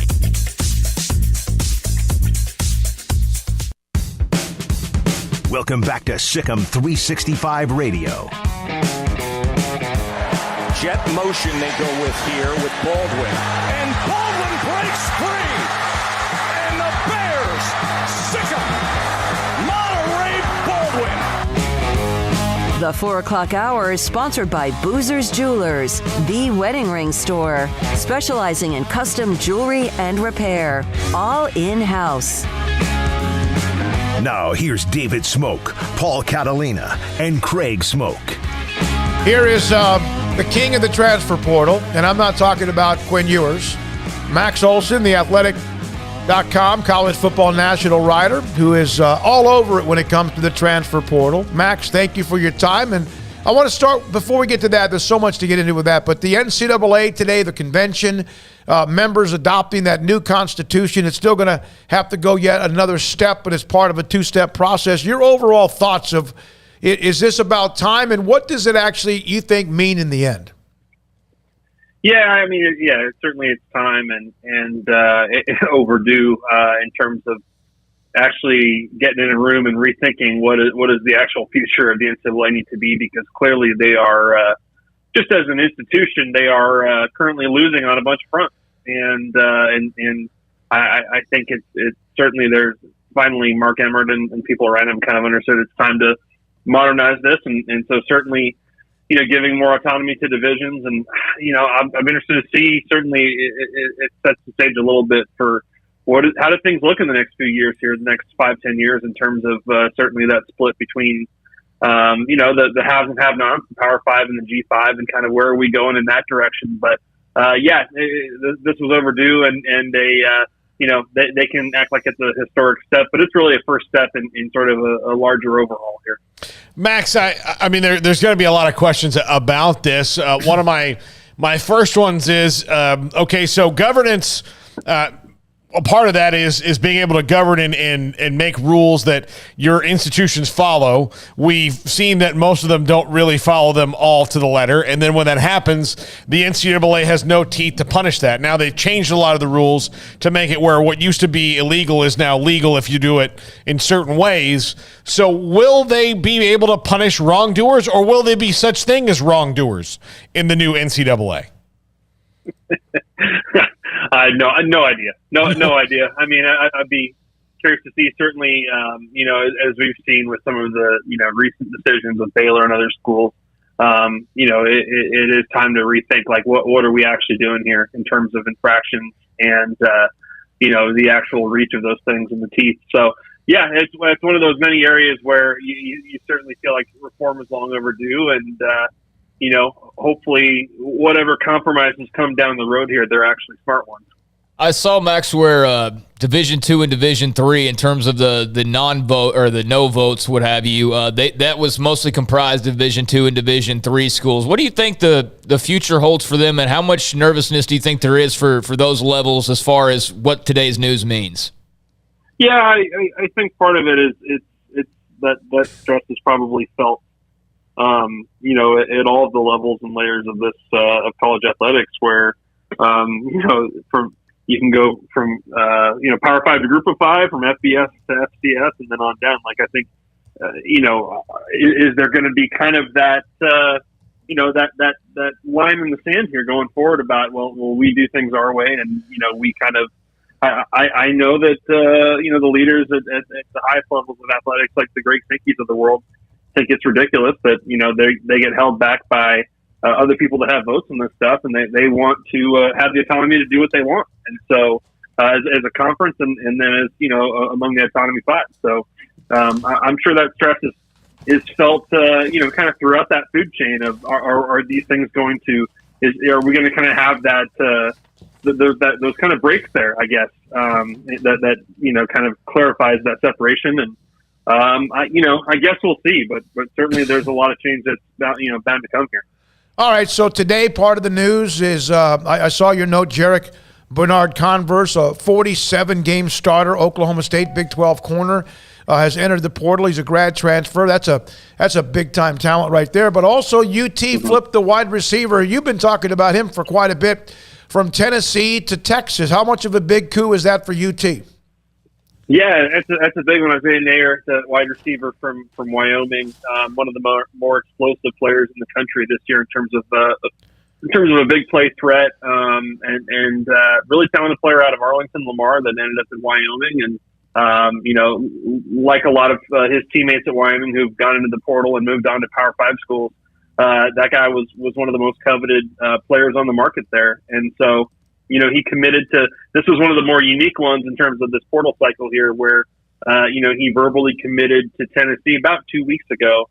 And then after he did that, he was convinced to keep taking visits. And so he went and checked out Ole Miss, and then he took a trip, I think yesterday, to Texas, and that sealed the deal there. So maybe that was his dream school all along. I don't know, but that we've seen, I guess, with Dylan Gabriel and with him, we've seen that, it's a commitment, but it doesn't mean as much until they actually get on your campus. So big deal there. And, certainly Jarek Bernard-Converse, I'm sure Oklahoma State will try to get him back. And they need to hire their DC. Obviously, we reported that it's looking like Derek Mason's a good candidate for that job, but he'll have other job options. I think if they can get a DC in-house there, that's going to help them in terms of being able to recruit him back. But certainly, you saw Tanner McAllister go with Jim Knowles to Ohio State, and Bernard-Converse is he's from Louisiana, so I imagine he's going to have some big offers close to home as well. Max, do you see Jim Harbaugh jumping ship at Michigan after he did what they wanted him to do? I mean, at least got him to where at least the front door of where they wanted him to be. I would still be surprised if he actually did it. Honestly, I think that would be. Really pretty wild if he felt like, I get the thinking, he's got a lot of connections there in terms of the Raiders organization. I believe that, his wife's from Vegas or something like that. They have some ties there. This is kind of one of those jobs that can come along that, would be enticing. And look, if you go look at the resume, certainly he was extremely successful in the NFL, with the 49ers. So, I could see him doing it, but it would still shock me. Honestly, it would, because it seems like they finally kind of got Michigan right where they need to be, right where they're expected to be, and can you sustain that next year? It's going to be challenging, but you would think that with all the kind of positive momentum there, that Michigan's suddenly in kind of a great position to recruit better and stay successful. Max, your thoughts on JT Daniels entering the transfer portal? Yeah, fascinated to see where he'll end up. It's been, you think about the whole career there, it's been a pretty fascinating one. This is a kid that reclassified to go to school early and then becomes the starting quarterback of USC as a true freshman and starts that whole season. Gets injured in year 2, transfers to Georgia for year 3, doesn't get to start until the last 4 games there, wins all those games. Leads into the win over Cincinnati in the New Year's Six Bowl, and you feel like, okay, this guy's got a chance to have a really special year here with what they had. Certainly, we saw what they had on defense, and only gets to start 3 games this year, loses the job. Gets hurt, loses the job to Stetson Bennett. It's been a really wild run for him, and I still think he's one of the better quarterbacks in this cycle, and if he can go to a good place, I don't know. If you're a guy like him, do you want to go to a Power 5 place where you have to maybe potentially compete for a job? Or do you go to Group of 5 where you can just put up huge numbers and be really happy and have a little bit less stress? I'm interested to see what kind of choice he wants to make here at this crossroads. How many more? Obviously, Caleb Williams is still not yet. The guy who is pretty good, that quarterback. I think I've heard of him. Yeah. I think I've heard of him. He hasn't popped yet, but I think it's probably – I saw where even Dean Blevins, who's from Oklahoma, I know he mentioned something about USC and LSU, perhaps 1 or 2. But how many more dogs like a Caleb Williams, and I don't know if there's any other one like Caleb Williams, but how many more of your elite top 8 to 10 guys are still open in the portal and still haven't yet made up their mind? Yeah, I mean, it's funny. They, new ones could kind of pop up every day, and certainly – in the last 24 hours here, we had, Jermaine Burton, who was a big-time recruit and the leading receiver among wideouts at Georgia this season. He went in the portal. He instantly becomes a really coveted guy, along with JT Daniels and Bernard Thomas. I think the big ones that we're all watching here are certainly Caleb Williams, Jackson Dart, the USC freshman quarterback, and his teammate Michael Trigg, very talented tight end. They've been taking visits together. USC, Ole Miss, I think that seems like that's kind of the battle there. Oklahoma and Ole Miss is kind of the battle there. O'Shawn Mathis from TCU, really talented pass rusher. You guys know from Maynard. I think he's got a big decision to make. I think people expect Texas there, but he's got some time to explore his options too. But yeah, that list of kind of those big time guys, the guys you maybe look at as like high 4-star, 5-star type guys. It's sitting out here as we get going into the spring semester. Max, your thoughts on Jackson Player from Tulsa making the decision to come back to Waco a couple of days back and play for Dave Aranda, Ron Roberts, and that Baylor defense? Yeah, fantastic. Love that for Jackson Player and for Baylor. Certainly I don't have to tell you guys his resume, and I know when he was in high school, I'm sure you guys felt like, man, people are missing on this guy just because they think he's a little bit undersized, but such a talented guy and really had a heck of a career at Tulsa, and cool for a player like that to get to go through a recruiting process and have all these Power 5 programs in this region all fighting hard over him. I thought that was a really nice pickup for certainly Baylor's in great shape in terms of the interior D line, but to add Jackson Player just makes it even better and more versatile up front. Yeah, he's a right. We did watch and we went like, where are the offers? Like, well, why is nobody? Yeah, crazy. Well, in high school, I mean, how tall was he really back in high school? Whatever, 6 foot, somewhere around there. Okay, I'm 5'10" and a half, and I say that because it means I'm not 5'10", but I am. I'm 5'10". I think he probably was 5'11", 5'11" and a half. He might have grown maybe right around there. Yeah, he's not a whole lot taller than he was in high school. He certainly toned up a little bit, but he was never really that. But Max, the thing that always got me about him was if you look across the way and you've got offensive linemen that are going to Texas and Oklahoma and all these other places that he's playing, and he was wasting them like they weren't even in front of him. I think at that point you got to go, well, if he's beating this guy, he can probably hang. Absolutely, that's the thing, and I think that I'm not trying to diminish him at all. I think what he's done in the American, he's proven he's an all-conference type of player there, and so I don't see why him being with what he's done so far. I don't see why he can't be a really disruptive player in the Big 12 for Baylor, and I think that as you saw with all the schools that offered and were fighting over him, and I'm sure when he puts out a top 5, I'm sure that's just to simplify it because you got way more schools than that, reaching out to you and banging on your door. Cool deal for him, and to get to come home like that. I'm excited to see how that pays off, and certainly as we saw with Akuika, those guys make a huge difference. Max, I did want to ask you. I saw the other day you got into a conversation or had seen something about people wanting certain parameters around the transfer portal or having concerns, and so you asked the question of like, hey, well, for all those people saying this, like, what is your actual idea or what is your gravest concern? If you were to have like a rough estimate of the responses you got, what would you say ultimately was like the pressing concern amongst college football fans that you heard, or what maybe ideas were presented that you thought maybe had a little something to them?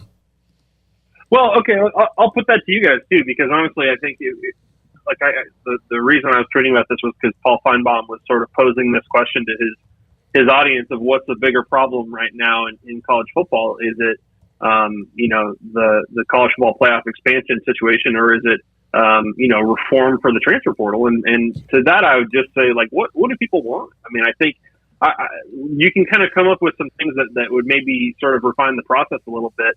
But I think at the end of the day, what upsets people is the number of players that are leaving your program, and there's not really anything you can do to change that. Like you can say, okay, there's windows of time. Like we've already said, okay, you have to leave by this date to use the one-time transfer exception, right? Mm-hmm. You could say, all right, here's the transfer windows where you can only leave, during this stretch of, these months during the year or whatever. You can do that. So I don't think that's really going to dissuade players that want to leave from leaving.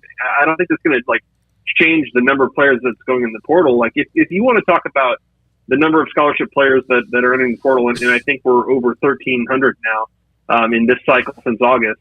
In terms of finding solutions for that, I really don't know what's out there. I also don't think you can, try and put caps on how many players that you can really take out of the portal either. I think that we've reached this point because we needed to we needed to take a lot of restrictions away from transfers, and I think that's best for players. But in terms of reform, I mean, what do you guys think? I guess maybe the question is what problem do you see with all this? Because I don't think that this is going away.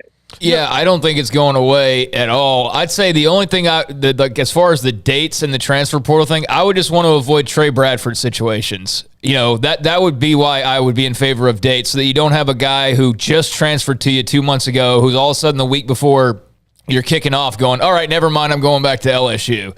That's where I think dates would come in handy. But I think you're right. I mean, and to me, to answer your question about what's the most pressing, I think NIL legislation is probably the most pressing thing as far as me as a college football fan. But that, again, I don't know how you corral that. You want more transparency with that, essentially? Yeah, basically. Yeah. I mean, just because the way they stated it from the beginning, we've already seen that thrown to the wayside. We saw that thrown to the wayside 2 months in. So, I mean, a little cleaning up of that. We're clearly seeing it being used as a recruiting inducement. Yeah, right. No question. Certainly there's, and that's true. That's true of high school players, and it's definitely true of players in the portal too. Not at every school. I'm certainly not saying that, but it does seem like with this, covering this cycle for these top guys, that is becoming a factor here. And so, that part, in terms of transparency and oversight with that, I get that as maybe more important for the future here than you can't cap how many players you can lose. Right. I mean, there's really no limit to that, and so these coaches have to do a better job of how they run their programs and manage stuff. One of the things that my concern, I'm not using this because of the Wyoming wide receiver. Great talent. Whoever gets him, that's a great coup. But you have a guy committed, and then he makes more visits, and the next thing you know, he changes his mind. That could happen to a high school player, too, who's coming out to sign in either December or February. But with the NIL, man, I'm telling you, how much are you offered? Okay, here's an extra $25,000 or whatever. And that we know that's happening probably across the board. I just don't like the fact that it's become so obvious, and the NCAA is useless to do anything about it. So why not? If you can do it, do it. If it's legal, go ahead. But it wasn't supposed to be that way. And so, it's funny to think. I mean, we opened this door, I want to say it's July 1, right? And, we didn't even make it a year in terms of it's just turning into just buying players. Yep, it is. Hey, Max, thank you, buddy. Appreciate the time. As always, great to have you. Max Olson, national writer for theathletic.com, joins us, Sikkim 365 Radio. We're going to jump into Ole Miss as one of the teams that's done a really nice job when it comes to that transfer portal. Neil McCready will join us. We had him on a handful of times when Ole Miss during the year, but also times prior to when Baylor and Ole Miss were leading up to playing in the Sugar Bowl. Mickey Spagnola on the Cowboys at the bottom of the hour. Craig's off the radar at around 4:45. One other college note that I saw from Pete Thamel on the college football realignment and like all that. University of Texas System Board of Regents expected to vote to approve the UT Arlington campus to officially join the WAC tomorrow morning. There's already schools out of Texas, SFA, Tarleton, Abilene Christian, Lamar, whatever, Rio Grande Valley. Sam Houston's about to leave, so they're about to appear, UT Arlington, to join the WAC, the Western Athletic Conference. And they will not have football. They're not a football. Going to they start have a nice stadium, program. but no football at UT Arlington. Now we're joined by Neil McCready, covers Ole Miss, RebelGrove.com. We've had him on, as I mentioned, during the Ole Miss season and then leading up to the Sugar Bowl as well. Neil, thank you very much. Paul, one of the co-hosts here, has done a top 5 of schools or programs who have done perhaps the best in the transfer portal, listed Ole Miss as one of those. What has been the reaction in Oxford about what they've done during the offseason? Well, they've been certainly very heavy in the portal, and I think they're in the process of trying to go even heavier. I mean, they're trying to get Jackson Dart right now, the former USC quarterback, and I think a lot of how they do or don't do in the portal, how that's judged, depends on whether they get him. Oklahoma's involved there, BYU's involved there. So I think you have to answer that part first, but look, they've plugged a lot of holes. You know, they had to get a linebacker, had to get at least one DB, had to get a corner, had to get a running back. They got Zach Evans from TCU. So they've plugged a lot of holes, but they're trying to plug more. I mean, if you talk to people around Lane Kiffin, they'll tell you that Lane might use half of his roster, not class, roster, on the portal if he stays here for 4 or 5 years. And I don't know how many people are going to use it that heavily, but he apparently really believes it. Neil, with Jackson Dart, is everybody just kind of waiting for that Caleb Williams domino to fall on him? Yeah, it's starting to sound like it because, you know, at first, when it looked like Caleb Williams was, quote, signed with USC and that was done, Dylan Gabriel pops to Oklahoma, Dart gets in the portal. Ole Miss looks like this natural place for him to land. And then I thought it was kind of odd at first when Dart visited Oklahoma, and now you start to put it together, and clearly Oklahoma is telling Jackson Dart, or Jackson Dart, I should say, is waiting to see kind of what happens there before he does something because, you know, I don't guess it's out of the realm of possibility at this point that Caleb Williams ends up back at Oklahoma. It's just kind of a bizarre story. And then on the other side, you wonder whether USC is just making sure that every I is dotted and that every T is crossed. There's a lot of bad blood there with Lincoln Riley and a lot of accusations of tampering, all of that stuff. Guys, it's a soap opera. I have really no idea all of the elements that went into it. I think it's kind of like picking up, you know, Days of Your Lives or something on a random Thursday and trying to figure out all the different characters and how they got there. It's gonna take a minute. It's got the makings of a great 30 for 30 one day, depending on how all these guys pan out and where they land. In terms of Jackson Dart, I mean, obviously Matt Corral is off to the pros, and we got a little glimpse of, you know, perhaps the future there in the Sugar Bowl. But how important is it for them to land a QB? And if they don't get Dart, you know, does that mean they keep looking, or you know, what's the situation there? Yeah, I mean, I anticipate if they don't get Dart, they immediately get in on JT Daniels, I guess. They have to get a quarterback. I mean, you guys saw Altmaier in New Orleans, and he did okay considering the assignment. I mean, he's thrown into a game that I don't know that he really thought he would play in, and then he's going up against one of the better defenses in the country, and he didn't do particularly great. He made a few plays. He showed some ability, certainly. I think once he kind of stopped thinking so much and just played a little bit, he He had some success in spots. But look, even if you think Luke Altmaier is your quarterback of the future, you've got to go get another quarterback to compete with him. Mm-hmm. And, you know, I mean, right now today, they have 2 quarterbacks in their quarterback room. I just can't imagine that they haven't signed one. They're not going to sign one in terms of a high school kid. I can't imagine that they're comfortable with that at all. So, I mean, I know they're not. So, I mean, look, I think in an ideal world for them, they would get 2 guys out of the portal. Maybe one that was coming into play and one that was coming in knowing that he's probably not going to play. Maybe a guy who, you know, is content with spending some time with Lane Kiffin and kind of learning that offense, who wants to get into coaching one day. I mean, I've heard a specific name on that, so I'm not just making that up. I mean, I think in their ideal world, they get a couple of guys out of the portal, but they got to get one first. So what does this say about how he feels about Luke Altmaier? It's a great question. I think Lane Kiffin likes Luke Altmaier. I think Lane thinks that Luke has a chance to be a good quarterback sooner rather than later. I'm not sold that Lane Kiffin thinks that Luke Altmaier is ready to be his quarterback in September of 2022. And in today's environment, you know, the next, what you wait to see happens is, let's say they get Jackson Dart and he wins the job in the spring. Does Luke stick around? Does Luke get in the portal? I don't have any idea. I mean, I think Luke knows he's got a future at Ole Miss, but you know, that's what's going to happen, guys, is when spring football ends, other guys are going to hop in the portal all over the country. Mm-hmm. You know, that people are going to go, maybe it's a new staff. Maybe they decided to give it a shot for a spring, and they go through a spring and they don't like a new position coach or whatever. I mean, there's 1,300 guys in the portal right now. There will be more than that when spring practice is over. There's no question. Yeah, Neil, I got a question on my podcast the other day, and you know, fans a little like, oh well, Baylor's only added 1 player so far, and I'm like, you got to wait till after spring ball to have any kind of idea of what this is going to look like, because there's, like you said, there's going to be so many more guys once they have a better idea of what the roster and depth chart in front of them looks like. There's going to be not just guys, but potential impact guys that see the writing on the wall and by, you know, April are in the transfer portal. Oh, yeah, let's be serious here for a minute. I mean, I think we talked about this during the Sugar Bowl week. Everybody, whoever your team is, if your team's Baylor, if your team's Texas, if your team's Ole Miss, whatever, your staff is tampering and your roster is being tampered with. It just is. And it's kind of nonstop. Whether you think that's good or bad is up to you. It's absolutely happening.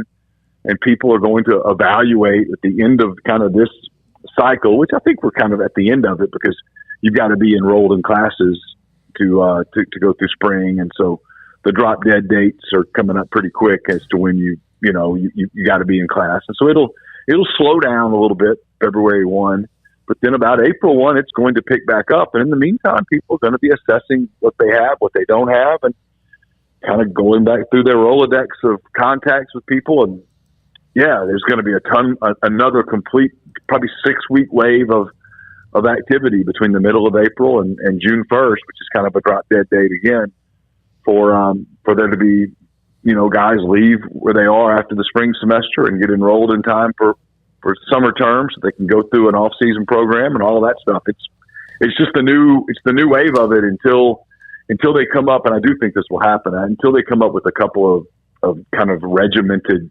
transfer windows. It's just going to be kind of open season. Yeah.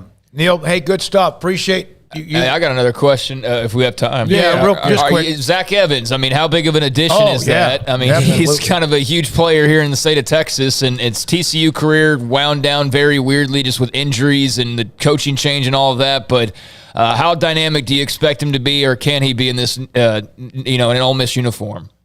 You know, they wanted him badly 2 years ago when he originally signed with TCU. Ole Miss was one of the first teams to he was one of the first guys to come in on a visit after Kiffin got the job here. It feels like a million years ago with the pandemic and stuff. But they wanted him, and he's been a guy I think they've kind of kept their eye on for the last couple of years. And now they expect him to be a great player, and B, they desperately need him to be a really good player because, you know, all 3 of the running backs that you guys saw play against Baylor in the Sugar Bowl, they're all gone. Henry Parrish transferred to Miami. Snoop Connor and Jerry Neely declared for the NFL draft. So that room, which was really full most of the season in Oxford, got pretty empty in a hurry. So they not only do they need Zach Evans, I mean, to be a star, they need him to be a workhorse. Thank you, Neil. Appreciate it. Great to have you on throughout the time during the season, prior to the Sugar Bowl, and also now on the transfer portal as one of the schools that's doing well. And if they can get Dart, they already have Zach Evans, and among others, my goodness, that's a heck of a coup for them as Lane Kiffin continues to build now off of this year. When we come back, Cowboys, of course, done. NFL playoffs come back round 2 this weekend. Mickey Spagnola will join us. His thoughts about what's next for Dallas in the offseason. Sikkim 365 Radio and 365 Sports. BetUS.com, the NFL playoffs in full swing. Got a great divisional round coming up this weekend, and you can get in on the action, and you can do it for just $50 at BetUS.com. Use our promo codes SICKM125 and SICKM200. That's 125% bonus on your deposit if you use cash, or 200% if you use crypto. And all you need, like I said before, just $50. You don't need to do it. Sometimes these things come with it. It's got to be $200. It's got to be this. $50, 125% bonus or 200% bonus using one of our promo codes, SICKM125 or SICKM200. That's at BetUS.com, the 3-decade leader. NFL playoffs going on right now. Get in for just $50. SICKM125 and SICKM200. From the first workout to the last practice, sports is an incredible challenge.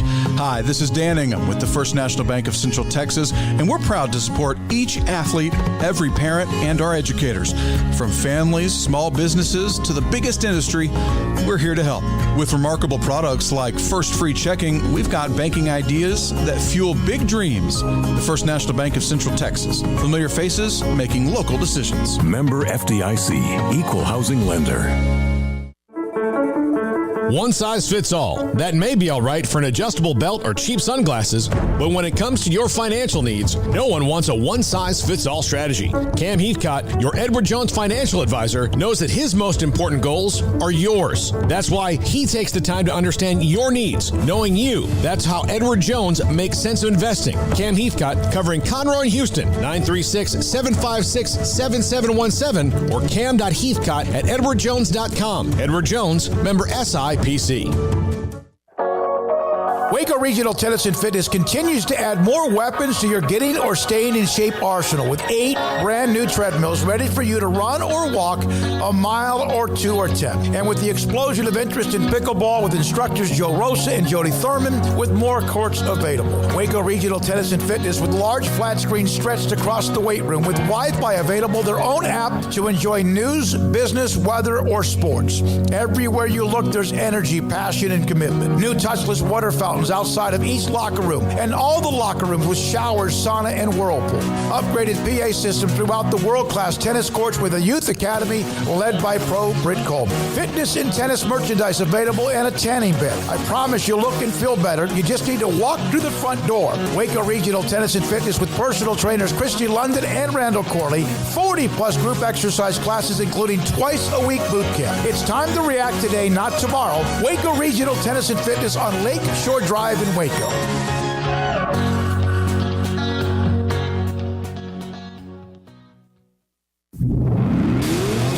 Masters of Barbecue, kings of crazy good food, and the perfect sanctuary for sports, beer, and barbecue is Coach's XXX Smoke on Austin Avenue in downtown Waco and also on Highway 84 in McGregor. A menu filled with choices like a great offensive playbook, including 3 meat combos with sides, burgers, and sandwiches, wings, loaded giant spuds, and salads, crazy wings, chicken poppers, big boy fries, and smoking quesadillas, just some of their amazing appetizers. There's Coach Big Ol' Draft Beer, or order Zach's Spicy Bloody Mary or Coach's margaritas and mimosas while watching your favorite team play. Great pecan smoked barbecue, fun atmosphere with attention to detail, including a catering menu, and we'll quote your price to fit your budget. Coach's XXX Smoke on Austin Avenue in downtown Waco, and walking distance to the great places to shop and enjoy, and also the original location on Highway 84 in McGregor. Great food, great price, great fun.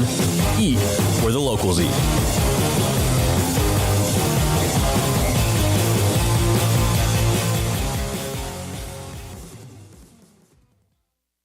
Brad Boozer, Boozer's Jeweler, joins us on Sikkim 365 Radio. This is it. This is when you're going to sell something in May. You have Mother's Day. You have Easter. You have things that go on, weddings. But this is a great time for your business. Exactly. And one other thing we do that a lot of people don't know is we buy jewelry, heirloom pieces, gold, silver bars, gold bullion, watches, anything you may have that you want to. If you don't want to use it and remake something like I did in a state yesterday, and I looked at 35 pieces, well, they're probably going to sell me back 30 because it's something they're not going to wear, nothing to use. So if you're looking to get a few bucks or to sell something or something you just don't wear anymore, I make my wife go through her jewelry box about every 6 to 8 months, and the things that she doesn't wear on a daily basis, this sounds horrible, but I take away from her, and then I'll put in my estate counter, but then that gives me the chance to rebuy her something new moving forward. Instead of looking down 20 years down the road and you have 300 pieces of jewelry, it's something to refresh and make her buy something new along the way. You want to know why they're successful? Brad Boozer, the owner of Boozer's Jewelers on the corner of Valley Mills and Lake Air in Waco.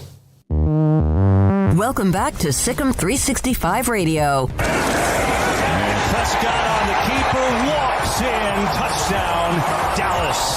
It's time for our weekly segment with Mickey Spagnola of DallasCowboys.com. Brought to you by the First National Bank of Central Texas, with 5 locations to serve you. Cowboys are already into the offseason, maybe a week earlier than most thought. Maybe at the start of the year you couldn't believe that they were in the postseason, but they do have a team that seemed at times, especially in the first half of the year, to be so dynamic, and the defense played so well most of the year, but they're done. Mickey Spagnola joins us, DallasCowboys.com. And Mickey, we've kind of said that quite a bit now for the last quarter of a century. It seems like it's been amazing 26 years. But where is their biggest issue? I know they have penalties, and I know they're key in timing and all that, but where is their biggest problem, in your opinion, as they move forward?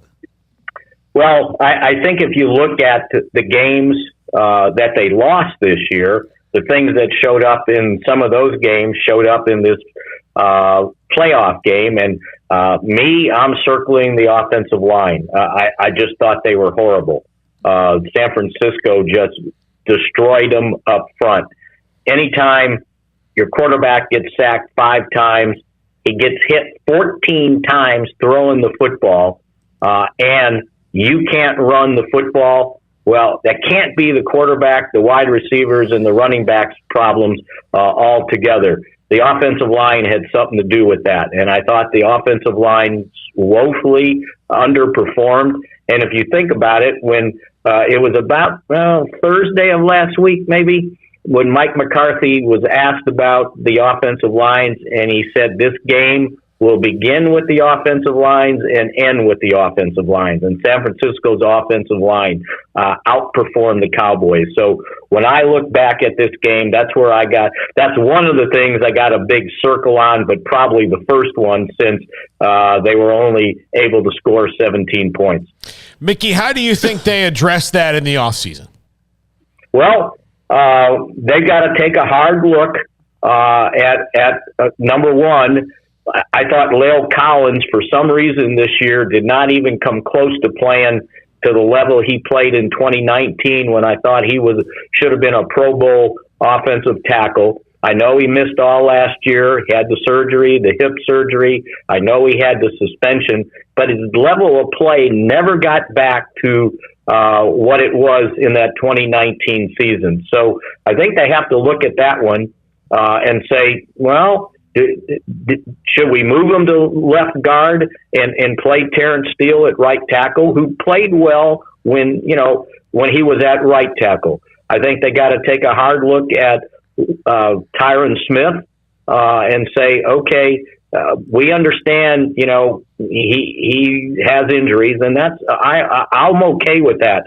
But I think at the end he was playing through injuries, and he was a shell of himself in that game. And then Connor Williams had trouble. Biadasz had trouble. They just didn't play well. So to me, I don't know if you switch some positions, but I think when you get into the draft, I think you got to look and say, okay, we got to be better than this. And draft. I would draft somebody that's an offensive tackle who can play guard. sort of like you guys remember what they did when like Flozell Adams, right? Mm-hmm. He was a tackle, but he started off a year at guard and then moved to tackle. And I think that, they need to have a tackle in waiting for that left tackle spot if indeed that Tyron Smith's getting old on him. But again, they can't make the same mistake they made. Remember the 2009 playoff game against Minnesota? The offensive line got destroyed up there. Tony Romo didn't have a chance. And then they didn't really make any changes. And then in 2010, it was like, oh man, this offensive line got old overnight.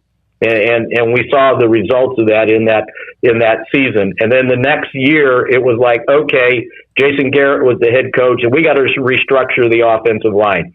They drafted Tyron Smith, and they drafted offensive linemen in 3 of those 4 next drafts and rebuilt the offensive line. And I think they got to take a hard look on how they help this offensive line up going forward.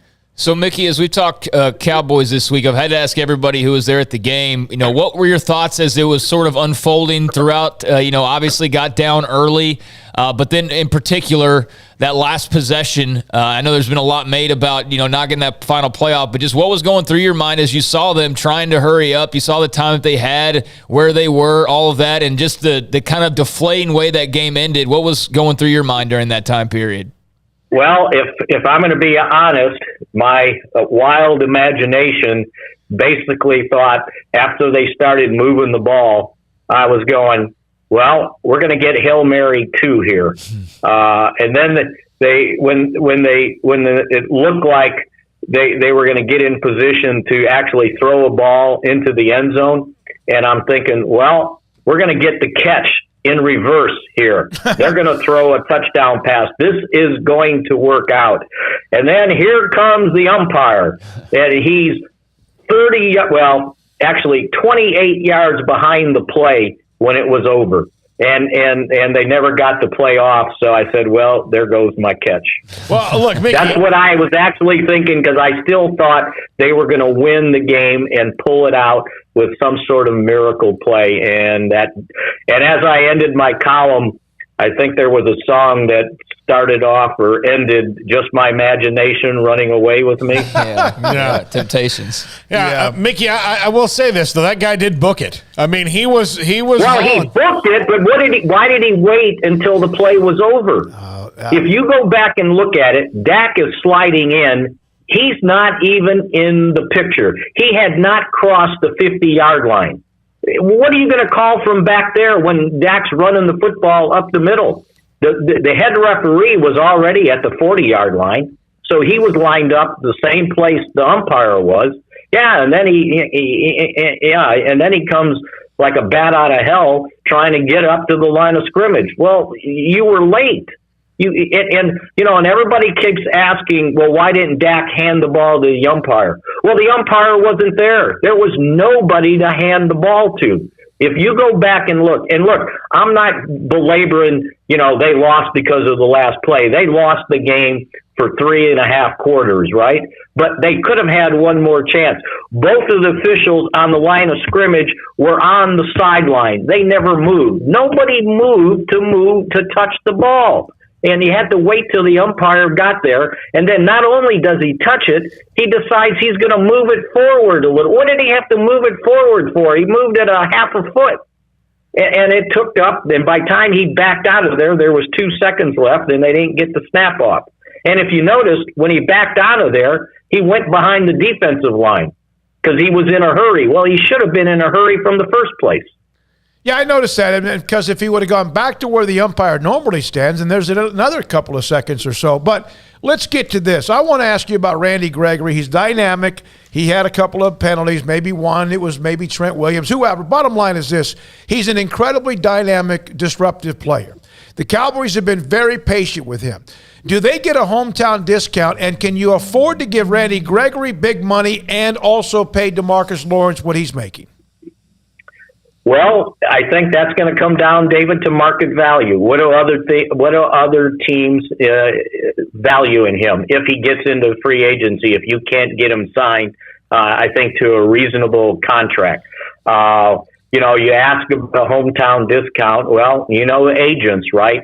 They're going to milk it for everything they can get. So I think you would want him back. And by the way, you're right. I'm glad you saw that. On his 2 offsides penalty, Trent Williams is shaking his leg and digging his toes into the ground and twirling them, right? And they don't call a false start until the fourth quarter on that. And somebody told me that watches the whole game on tape that he does it the whole game. That's what he does. And no one calls him on anything. So anyway, his holding call, defensive holding call was, probably inexcusable. I think that was out of frustration. But I just think he's awfully valuable, that he's a big part of what they did defensively if they can figure out how to re-sign him and have 2 bookend ends like that. Mickey, who do you think? I mean, obviously Dan Quinn and Kellen Moore could both be back, but it looks especially the least likely with Dan Quinn at the moment. Who would you replace, especially him, with? Would it be George Edwards, or would it be someone like Mike Zimmer from the outside coming back? What do you think? Well, my first inclination would be George Edwards, so you can continue on with what you were doing. But if you remember, when Dan Quinn was out with COVID, Joe Witt took over. And Joe Witt has been with Mike McCarthy. And I think after, he performed well, it was the preseason game, right? The one at Arizona, I believe. Yeah, I think that was it. I remember them talking to Mike about Joe Witt, and he was saying, he's probably ready to be a defensive coordinator. And when you asked Joe Witt that, and it was like, yeah, absolutely, I'd love to have that opportunity. So I think between those 2 guys initially, I think you want to do that. As for Zim, I bet he's going to sit back and go, you know what, do I want to keep doing this? I mean, he's in his upper 60s, right? He's not as young as maybe he looks. He's been in the league a long time. As a matter of he was a graduate assistant at the University of Missouri when I was working at the newspaper in Columbia, Missouri, covering Missouri football. So we probably first met in like 78 or 79. And so add up the years, he's getting up there. So I wonder if he still wants to coach. And if he does, I think it's that could be a candidate. But to continue what you were doing, there's 2 guys on your staff that you might promote. Mickey, thank you, man. Appreciate your time. We'll have you on, if you don't mind, over these next few weeks in case things do start to happen with whatever is with free agency, and if any coaching changes as well. Have a great week. Appreciate you. I'll be available for you. Mickey Spagnola, DallasCowboys.com, Thursdays at 4:30. Again with us on Sikkim 365 Radio and 365 Sports. Craig, I don't know if I mentioned this is going to be in your off the radar. Okay, there you go. That's that. Now, one NFL note. Paul, this was something that was put up, I forgot who it was, an NFL reporter. The 2013 Washington, then Redskins coaching staff.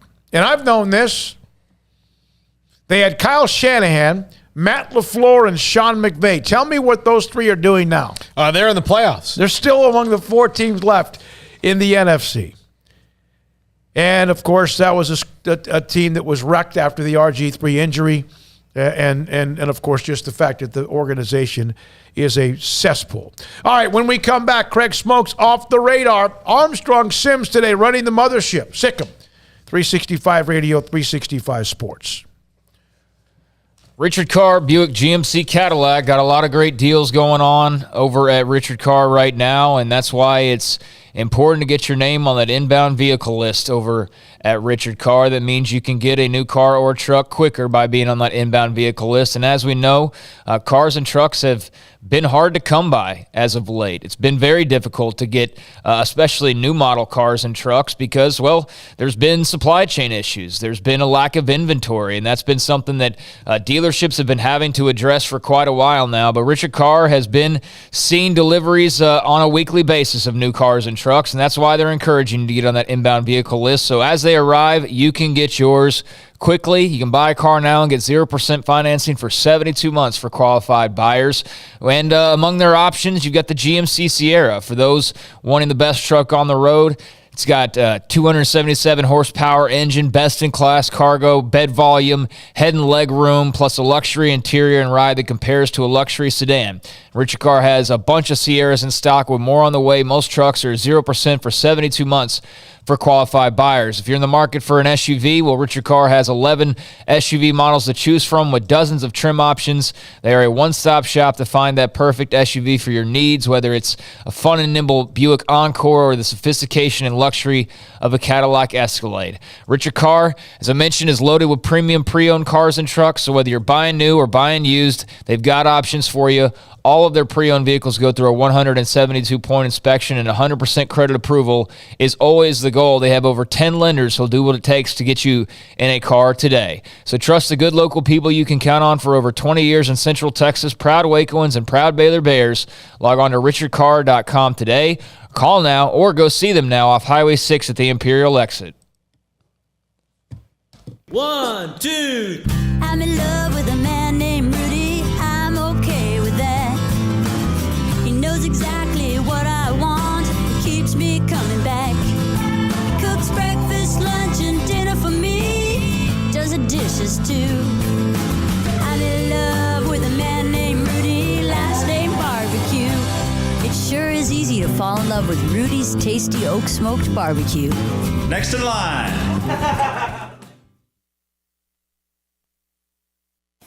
Born in Waco, Brotherwell Brewing exists to serve the Central Texas community with locally crafted beer of the highest quality. They want to bring Central Texas closer to the brewing experience so everyone can enjoy well-made beer as much as they do. For 2.5 years, they've been bringing high-quality beer to Central Texas at their location on Bridge Street in East Waco. Brotherwell Brewing believes in community and bringing people together to enjoy products made in their community. So for your game day, whether it's a tailgate or at home, stop by Brotherwell Brewing for high-quality craft beer made right here in Central Texas, 400 East Bridge Street, and check them out online at brotherwell.com.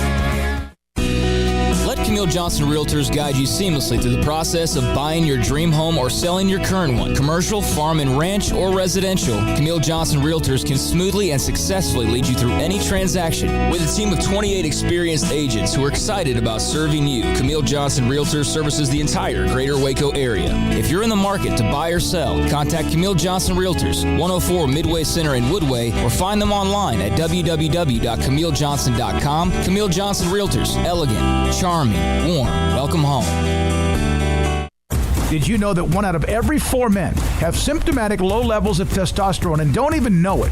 And if you think you're too young to worry about it, guess again. Low T levels can make you feel tired and grumpy, cause weight gain, and wreak havoc on your sexual desire and performance. Petty Clinic Low T can set up same-day blood screening and results, so if you're tired of being tired, I challenge you to man up and Google search Low T Waco or go online pettycliniclowt.com. It's a private clinic with an atmosphere catering to men. Affordable, only $150 a month, includes lab work, office consultation, testosterone injections, follow-up visits compared to $395 a month in Dallas or Austin, and you don't have to fight the traffic. Petty Clinic Low T as board-certified physician consultations will provide the best form of brand-strength testosterone available. Contact Petty Clinic Low T today, just off Highway 84 and Old Hewitt Drive in Woodway. Petty Clinic Low T, helping men become the high-performance men they deserve to be. PettyClinicLowT.com or Google search Low T Waco. Riverbend Liquor and Wine, Lakeshore Drive at North 19th Street in Waco is a hidden gem. They've got a great selection of spirits, wine, and the most extensive selection of craft beer in Waco in their gorgeous walk-in fridge. And they have an amazing array of high-end bourbons like Pinhook, Weller, Buffalo Trace, Brush Creek, Hotel, Garrison Brothers, Thomas S. Moore, Hooten Young, and Bardstown. Great customer service and a convenient and speedy drive-through window. Riverbend Liquor and Wine. Find out more on Facebook and Instagram. The secret to living your best life is pizza, obviously. Golden crust made from scratch, 3 fresh signature cheeses, and the toppings, crispy Old World pepperoni, savory Italian sausage, bacon. That's called a dream team. Find everything you need to live your best life and more at Marco's Pizza. Owner Bob Mock has been delivering pizza since 2001 and is the proud owner of 4 locations in Waco, Belmead, China Spring, Woodway, and soon to be open in Robinson. Marco's. Pizza lovers get it.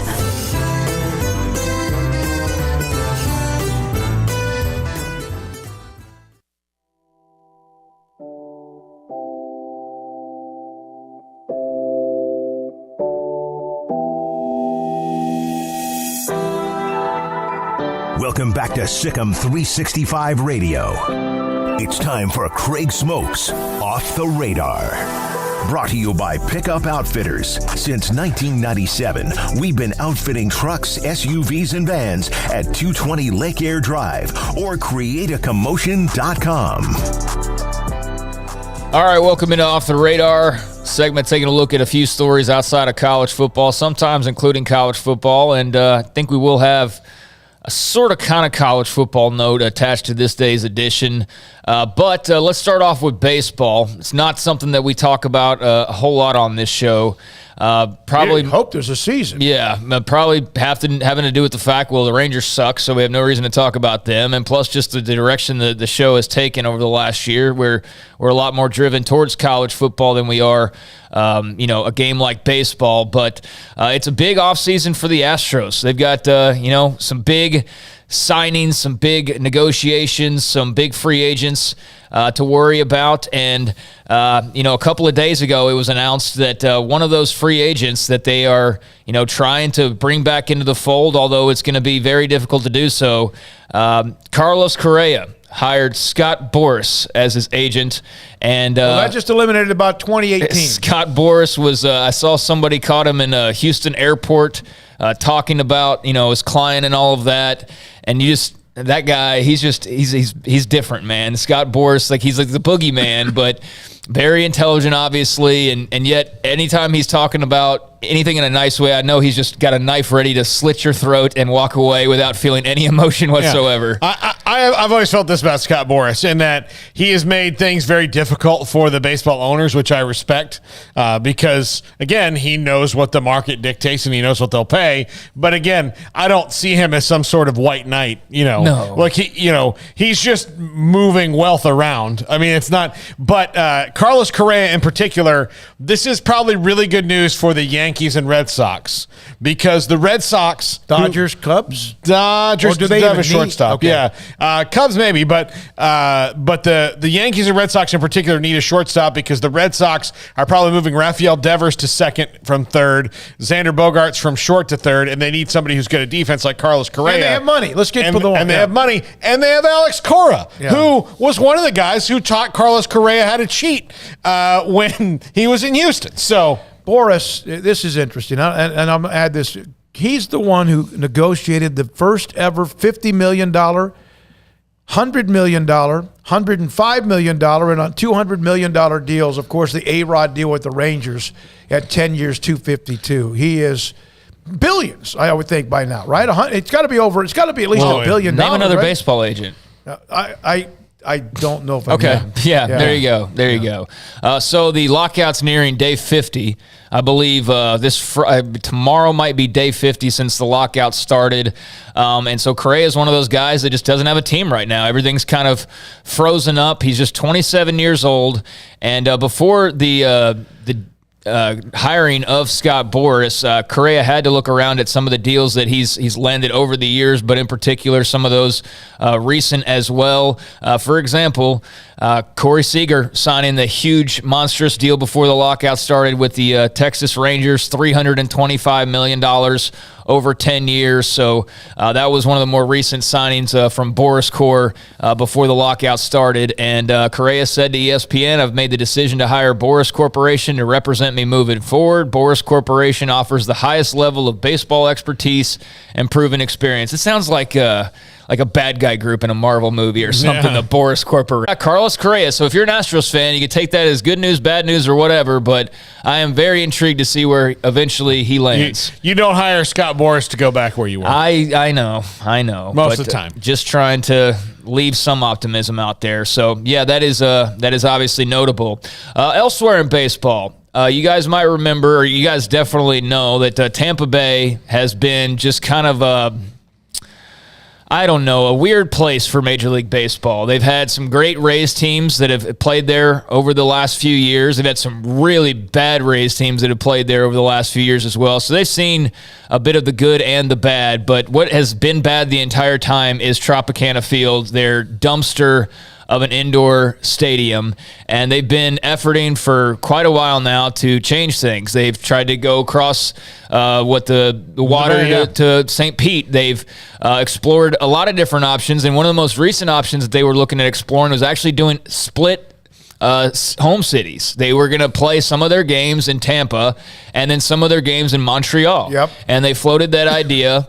And today, Major League Baseball said, no, you're not going to split your time between Tampa Bay and Montreal. It was already considered somewhat controversial, but MLB officials saying it's not going to happen. Their owner, Stuart Sternberg, called it flat out flating. It was a plan that was 2.5 years into the making, and they thought it was the best path toward increasing revenues without permanently having to relocate the franchise. So now, with Montreal off the table and a split home season off the table, now they have to get back, I guess, to talks with the city of Tampa and whoever else. And so far, as we've seen, that has not gone anywhere. Well, the city of Tampa is very bullish on getting them there.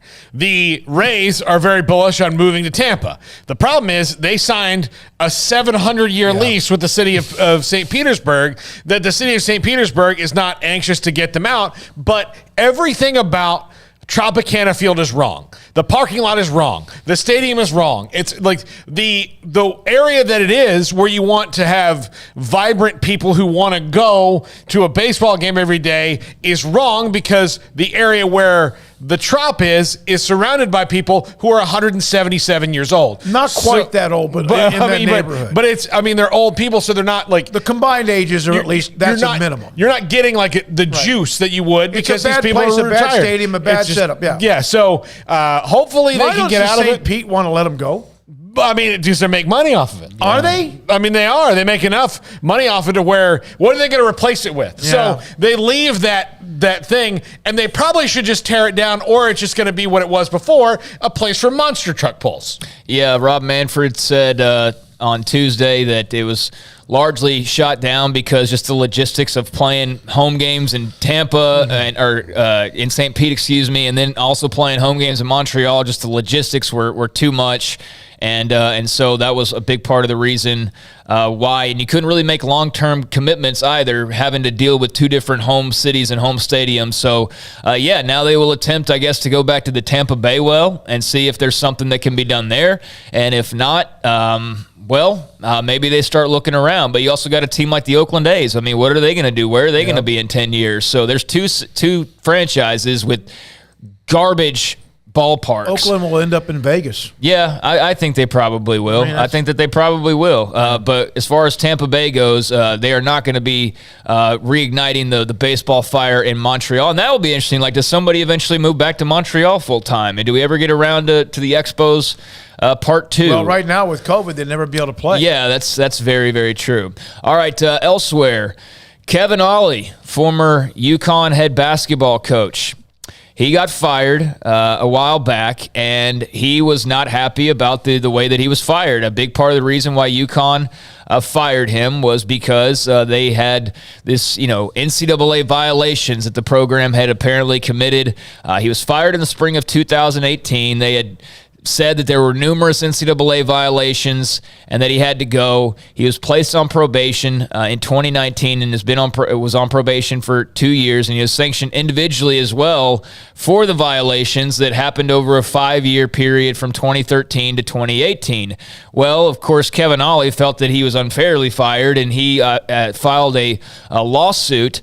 And they got a ruling back today, and a judge has ruled that Kevin Ollie was improperly fired, and an arbitrator ruled that he was improperly fired, and that he is owed $11 million. So a big win in court for former UConn head coach Kevin Ollie. He said the arbitrator, or I guess the attorney for UConn. Attorney for Kevin Ollie, said it was total vindication for Ollie, and the decision by the NCAA was erroneous and unfounded. So we'll see. That's $11 million. I'll take that any time of day. Congrats to Kevin Ollie. Nice little bit of vindication, so I wait guess. a minute. I want to make sure. I know he was a part of some NCAA violations. Well, apparently not. I mean, he was UConn had some, but maybe he wasn't as much. UConn was placed on probation, and he was sanctioned individually. But the decision by the NCAA was erroneous and unfounded. And I guess they were saying as well that a lot of these violations were just not what they were made out to be when they were justified. Why didn't he sue the NCAA? You know, I want to get a double whammy. If in fact that they're the reason he got fired for their report, and then he got money from UConn. Okay, good for him. Good for him. Yeah. So, anyways, elsewhere, the Olympics are getting ready to get started here pretty soon. Did you guys have any idea about that? Yeah. I saw a promo or 10. I have no interest really as much as I used to in the Olympic Games for a lot of different reasons.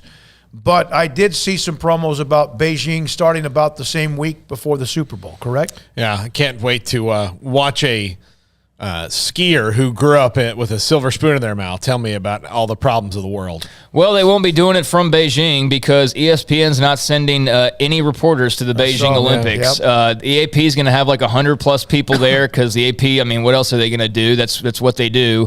And as far as ESPN goes, I guess just between COVID and I'm sure costs play into it as well. They decided that they are not going to be sending their normal, grouping of event and studio people out to Beijing. So all of it's going to be done remotely, basically from their studios in Connecticut. Yeah, NBC is not going to have play-by-play broadcast teams to call even events remote. That's nuts. Yes. And I think maybe some networks have now seen that they can do that, although it's not the same. We've talked to Chuck Cooperstein about that, Fran Fraschilla, among others. Jay Billis's game Tuesday in Morgantown, he wasn't there. Well, that's what I was going to get to, is that ESPN's not sending people, but then NBC Sports had also announced, and they're obviously the main coverage people of the Olympics, and ESPN's the one that has to not be able to, like, ESPN, it makes sense because they can't even air highlights half the time because of all the Olympic rules, but they had made that announcement. But yes, NBC Sports as well, the actual host network, they are going to be calling games remotely and events remotely and not sending their announcing teams. How much do you think this is because they've now learned how much money they can save by not sending crews to even Waco to do a game on ESPN? A ton. Tons of money. Like millions. Yeah. The accountants run things now. Yeah.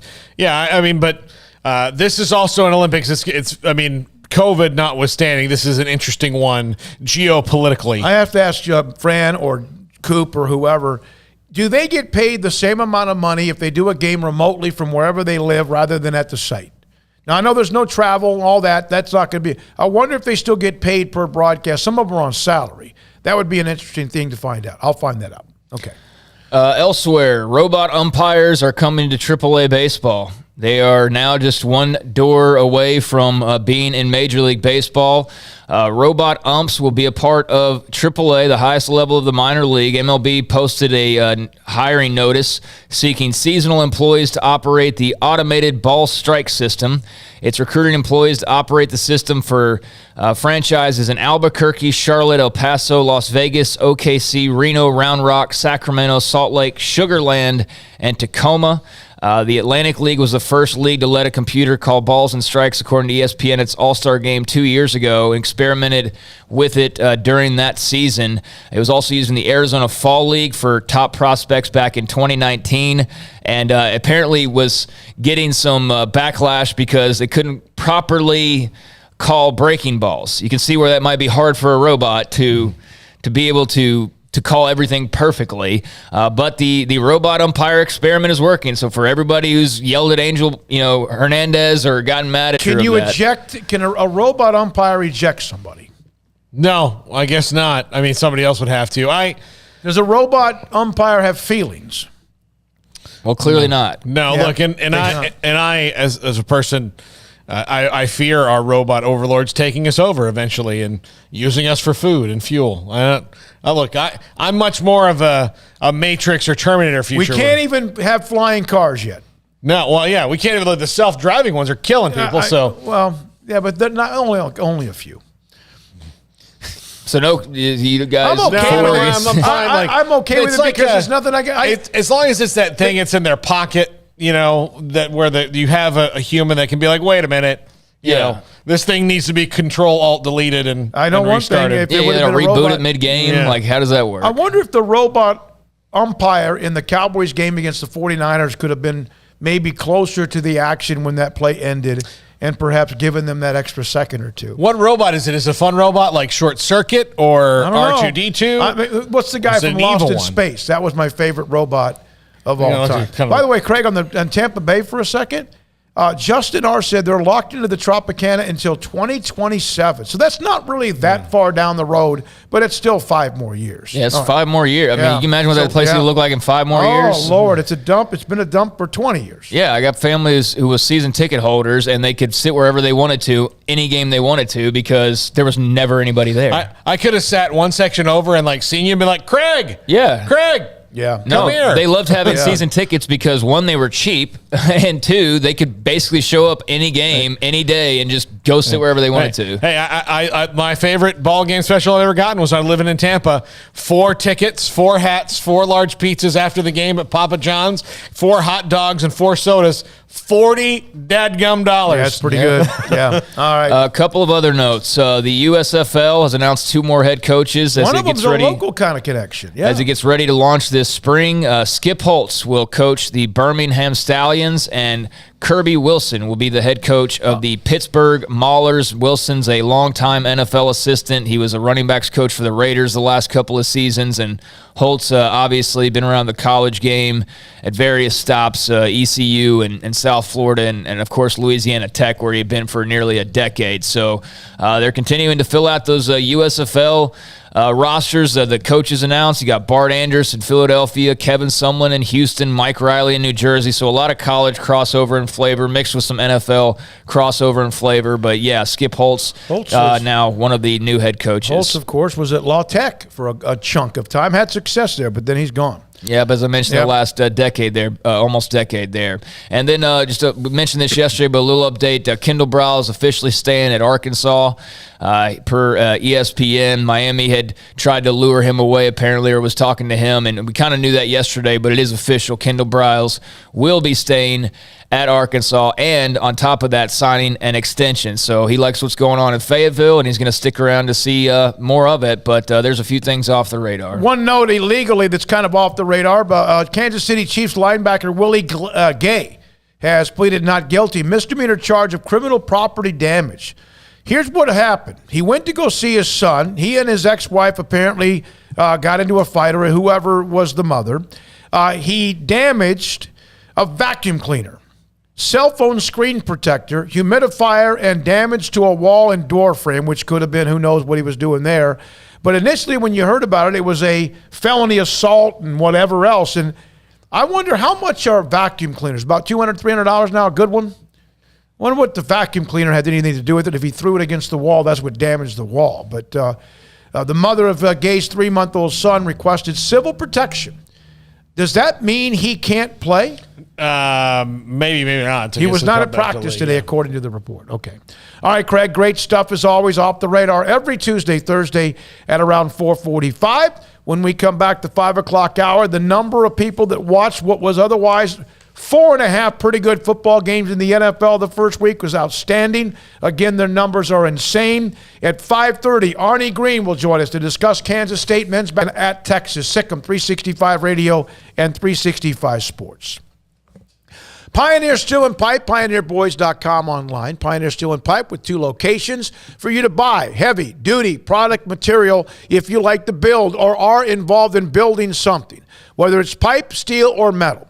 Pioneer Steel and Pipe, the location in Waco, building a brand new location, which means they're already very reliable. Distribution and efficiency will get bigger, better, faster, and stronger, and yet they will never lose the core values of Pioneer Steel and Pipe, which is customer service and bringing you that great product. Now they'll just have more room and space to get it to you faster, even during these days of some issues with distribution. Pioneer Steel and Pipe also with a location in Bryan. Open Saturdays 8 until noon. They will help you if you want to build a metal building. They specialize in that, and they will also help you find somebody if you need as a contractor that they trust, that you can trust because they do, that will not get this thing all muddied up and take forever.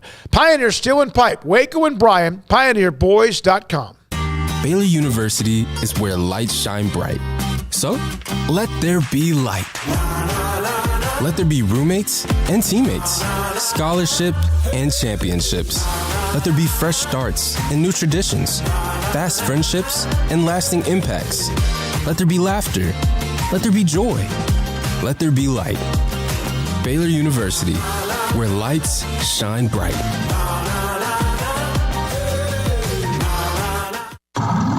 It's plain and simple. Waco Custom Marketplace is the one-stop shop for what you need for tailgating, from charcoal, cold beer, and wine.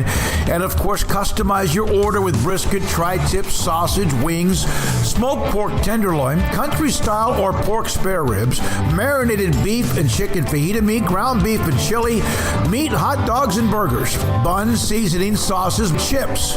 There's fresh baked bread and kolaches every day, breakfast sausage links. And you can also customize your favorite cut of steaks from Select, Choice, or Prime, bacon wrap fillets, ribeyes, New York strips, sirloin, T-bone, and porterhouse.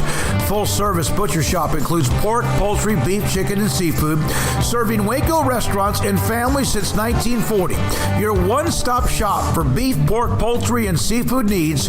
Waco Custom Marketplace, 425 Lake Erie Drive, or WacoCustomMarketplace.com.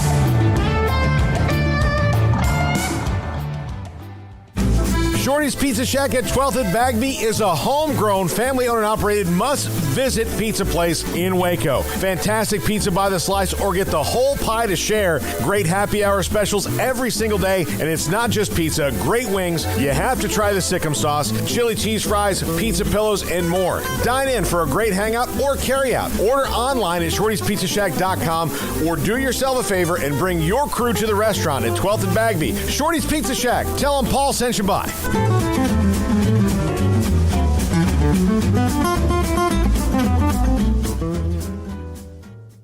With so many companies and policies out there, it gets so confusing shopping for insurance, and I never know if I'm getting the policy that's right for me. Luckily, I met the team at the Niche Group Insurance Agency. With the Niche Group, you can go to one company and get access to coverage options from many insurance carriers, and you get to speak to a real person about your specific coverage needs. With the Niche Group, I know I'm getting the right coverage at the right price. If you need insurance, talk to the experts at the Niche Group at 1-800-258-8302. Three Nations Brewing Company has 16 different beers on draft with a new beer every Friday. It also offers 2 air-conditioned tap rooms, a large indoor beer hall, a second-floor mezzanine offering a great overview of the brewing company and equipment, and patio where you can relax under the shade. Plus, you can now experience the new Three Nations Beer Garden Grill on our shaded patio with socially distanced seating for your enjoyment. Grab a cold beer and enjoy a bite from our freshly prepared and delicious menu. Street tacos, quesadillas, freshly cooked burgers, and dogs and veggie burgers too. State Fair tornado fries, nachos, and so much more, all prepared and cooked on site. So come visit the award-winning Three Nations Brewing Company on East Vandergrift off I-35 in Carrollton.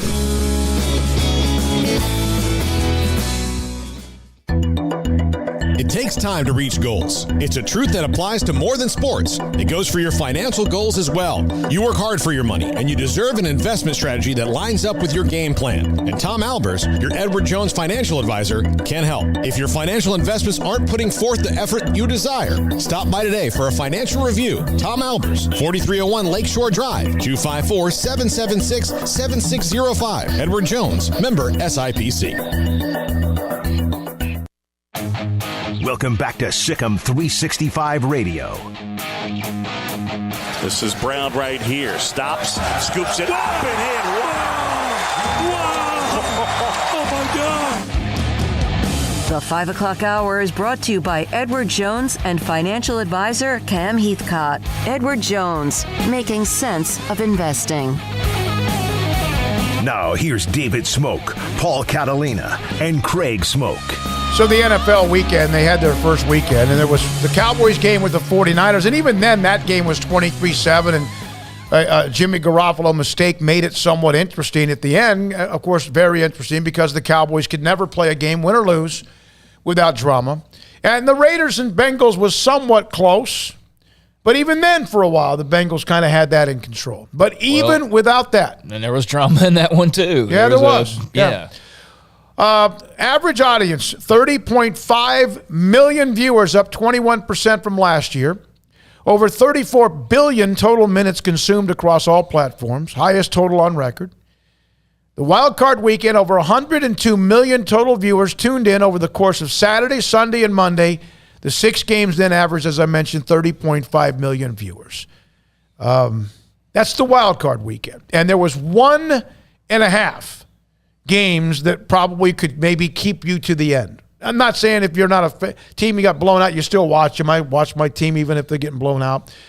But that now was a weekend where there really wasn't much to digest as far as excitement. The only really exciting game, and it wasn't good, or the close game, was Cowboys and 49ers, and the Raiders and Bengals was close at, and I guess those are the 2 exciting ones. But again, most of the weekend were blowouts. Yep. I mean, just absolute. I think we should trim down the playoff.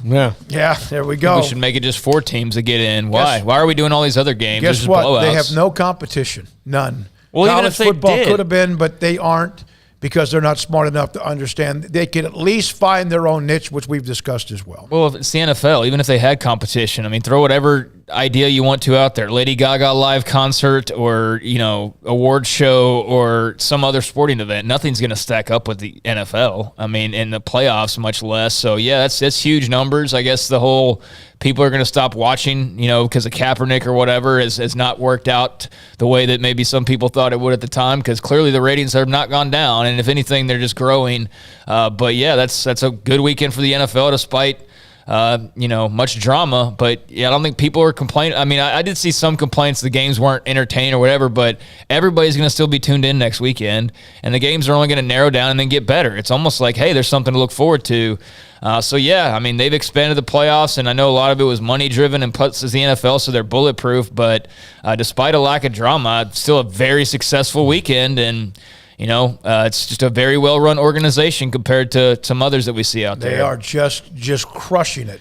And on top of that, earlier today we mentioned the NCAA convention in Indianapolis. Dr. Linda Livingstone was the one who presented legislation that was voted on 80% to pass, that divisions 1, 2, and 3 will eventually be separate, have their own ways of going about their own business. This is just the start of maybe more.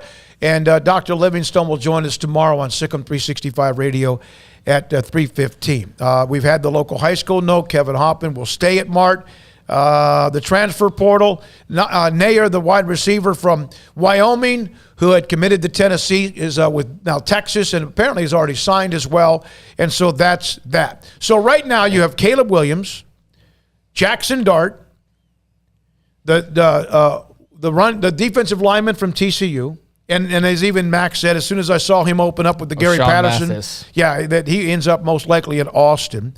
And there's still a handful of others. JT Daniels. And JT Daniels, the quarterback at Georgia as well. It just continues to just churn. And what I said earlier about Texas, and there's no excuses. You went out and you got Quinn Ewers. You went out and you got Isaiah Nayor. You went out and you got an entirely new O-line. You went out and you hired Gary Patterson, which that's now all looking like it's official. I guess they're waiting to do like a big graphic or something, but it's the worst kept secret in the world and really has been for 2 weeks. So, I mean, you combine all those things and you tell me why we should expect anything less than, pretty damn good next year. Oh, well, I mean, absolutely. They're the hype machine. And you can almost see it pick up on the social media from those who cover them because they've had some great news. I mean, it appears to be. That goes back to what I said earlier about the poll. What is more important, talent acquisition or talent development? I think talent development is still more important, but, I mean, that's not going to win the offseason headlines. It's not going to win the talk show segments talking about developing players. No, what's going to get people talking is the splash of a shiny graphic and a brand new player. Oh, look at this brand new toy we got. And that's the offseason is the brand new toys. Now, you break them out of the box and you play with them. Do they turn out to be real quality or do they turn out to be like the best thing ever? I mean, that's what is going to remain to be seen. And that's where the development part comes in. Yeah. Whether they can, whatever school it is can translate those, immediate transfer additions into immediate, boost to your overall play. I mean, that's going to eventually determine who's playing for Big 12 titles or other conference titles and who's just celebrating off seasons over and over again. So I still say development's more important, but you do have to have the talent to develop. But yeah, it's a two-step thing. It's not just a one-step thing. And it's even more important if you aren't the ones who are going to get the big gems, then you better be good at talent evaluation. I mean, just Edgar Thompson brought up the question, and Dan Mullen's problem was he was good at developing the guys that he had, but he had fallen below the level of where you can develop them to catch up with your rivals. So he wasn't getting the right guys to develop because he had kind of waned on recruiting. It wasn't really his favorite thing to do, and I think Dan Mullen will find his way in the next couple of years into the NFL where you don't have to do that, and you can talent development is something that they need too. I mean, you got to bring the draft picks up, and that when you don't really have anything to do with that, that's something you can do. But he was only doing well at one of them because the other one was just too much for him. He wasn't in it anymore. You got to be able to do both if you want to be a great team. I mean, Bama lands players, but those guys don't just come in and just play the same that they've always played. They get better as well. I mean, so you got to land them, and then once you land them, you got to develop them. And if you do those two things, then you're probably going to be successful. And if you're not, I don't know what went wrong for you, but there's been a lot of interesting moves, a lot of teams excited. I mean, if you're Ole Miss, you lose Matt Corral and you lose this guy and that guy, but hey, now you might get Jackson Dart and you got Zach Evans, and there's at least some optimism that can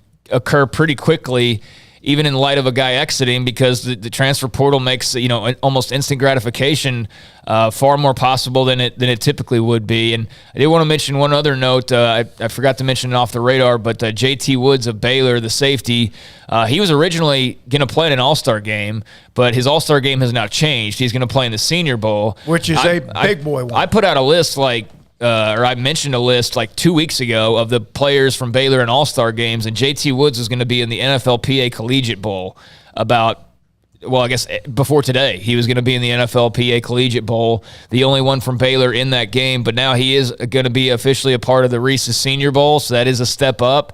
And he'll be joining a lot of other former teammates. Terrell Bernard's playing in it, Jalen Petry's playing in it, and Abram Smith's playing in it. So, now there will be 4 Baylor guys playing in the Reese's Senior Bowl with J.T. Woods. And that makes – he should have been in that game to begin with, quite frankly, based on the career and year that he had. Armstrong, there's one more tech, and I'm happy for him. We had him on a week ago. There was one more email from earlier this week about Joe Thomas, the former Cleveland Browns offensive lineman. I'm not sure if it's dug deep underneath other emails that you don't read. But do you happen to have that one? Probably from Monday. And we discussed it. This is just kind of a funny little thing to close out this segment. And we'll hear from Arnie Green, who covers Kansas State men's basketball after their win in Austin, but also the win this past weekend at home against Texas Tech as well. But you find it by any chance? I don't know why I send Armstrong anything. Paul, he's got a lock on top of his email. It's pretty well. tight. No, he blocks me, and then he scrambles. Armstrong, he's turning on the mic. This could be the end of the show. This could be the last show we ever. Sorry, I must defend myself. I generally check my email every day, and I had all this stuff. That's a lie. That's not a lie. And then, but at the end of every day, I delete everything from that day every day. Well, then it's gone. Okay, that's fine. But I just refound it. Okay, good. Can you put it up? This is from Joe Thomas. Great player, right, Paul? Mm-hmm. From the Cleveland Browns. Joe Thomas, after the Steelers lost, he put up this sarcastic little tweet. Congratulations, Steelers, congratulations on your playoff participation trophy. Now, that's okay. Steelers and Browns, they hate each other. Now, here's the problem. Against the Steelers in his career with Joe Thomas was 3-18. But the worst part is never played in a postseason game. No, and I think he might be the first person to go into the Hall of Fame that will have that. He was a fantastic player. Yeah. Really known as a fantastic, but he put that up after they lost to the Bengals. Armstrong, thank you, sir. And guess how many people, at least as of 3 days ago when I sent that, Armstrong, 1,600 quote retweets. Now, you get maybe 3 or 4, 8 or 12, 20. That's a lot.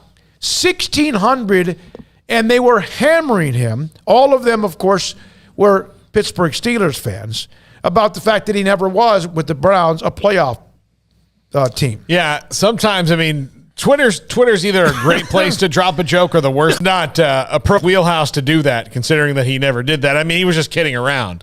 But in the rivalry between the Steelers and Browns, that was what it was. But, he was, part of some of the worst teams in the history of the NFL, so. Yeah, he was. Sometimes leave the club in the bag. Then he came back a little bit later on. He said, man, I really got you all riled up and everything and tried to overcome that's it. what guys say. Once everybody, once the back, I got you guys. It's like, no, you didn't. You popped off and people responded and now you're trying to play it off. And I know some people do that intentionally, painting for some. But, yeah, I mean, I would expect that would be his response. What else is he going to say?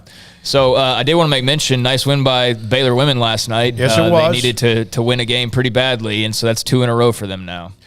Yeah, that was a nice win. They beat a team they should beat, and Nalissa Smith and Queen Egbo had a really nice game. And now it is a showdown Sunday. Iowa State last night was drummed by Texas in Ames. Had a couple of their star players and somebody else that was on the COVID protocol, did not play. UT beat them up by 15, 18 points, whatever. Not sure if they'll be available for the game Sunday against Baylor at the Farrell Center. But Baylor, after that 0-2 start with a comeback win against Kansas, beat Oklahoma State. Now, depends on who they play. If they beat Iowa State, it should be pretty cool to get themselves above 500 and also beat the team that's out in front of everybody else. No one else in the Big 12 is unbeaten. Coming up next, Arnie Green covers Kansas State men's basketball. They've had a couple of wins in a row. Think about this. You beat Texas Tech when they were on fire. You go to Austin and beat Texas, who beat you by 13 earlier this year. But then the reward is you play Kansas Saturday and at Baylor on Tuesday. Arnie Green on K-State, Bruce Weber's Wildcats, next on Sikkim 365 Radio. Don Humidor and coffee beans. Let's start with the coffee beans. Fresh coffee beans available for you. You can have them. They'll ground them for you right there in front of you, or you could take home a bag and do it yourself. And one of the favorite, apparently a flavor, aroma, the taste is called Cowboy. That makes sense in the middle of Texas. Also, they have Vita Dreams. It's a gummy that you can chew on, and it allows you to fall asleep maybe more comfortably, easier, and faster. You kind of get to know what you want or how much you need.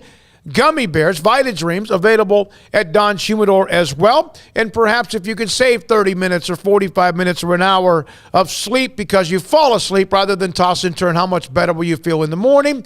And, of course, the cigars. 48-foot walk-in humidor loaded up with every of the great brands of cigars you can imagine, not just in the country but around the world, from Cohiba to Padron to Rocky Patel to Arturo Fuente and Macanudo, Ashton, and I could keep going on. In the Town West Shopping Center, tell them I sent you, Town West Shopping Center off Valley Mills in Waco. Payments for qualified buyers only at 2.9% with $5,000 down, cash or trade. TTL Extra. See dealer for details. It's New Year, New Ride time at Richard Carr. New Year pre-owned deals like a 2017 Dodge Challenger for $272 a month, a 2019 Ford F-150 for $422 a month, or a 2014 Cadillac CTS sedan for $227 a month. Our vehicles go through a 172-point inspection and we pay top dollar for your trade. 100% approval is always our goal. Find your next car or truck at Richard Carr. At Richard Carr, we give you more. From the first workout to the last practice, sports is an incredible and rewarding challenge. Hi, this is Dan Ingham with the First National Bank of Central Texas, and we're proud to support each athlete, every parent, and our educators. From families, small businesses, to the biggest industry, we're here to help. With remarkable products like our free First mobile app, we've got banking ideas that fuel big dreams. That's the First National Bank of Central Texas. Familiar faces making local decisions. Member FDIC, Equal Housing Lender. At Ideal MRI, we feel blessed to be part of the Waco community. We're a small family business here in Central Texas. At times like this, the cost of healthcare has never been more important. And unfortunately, significant illnesses and injuries still occur. And that's why Ideal MRI is open and here to serve you through this difficult time. So if you need an MRI, ask your doctor about Ideal MRI. You can schedule online in minutes at idealmri.com or call 833-IDEAL-MRI.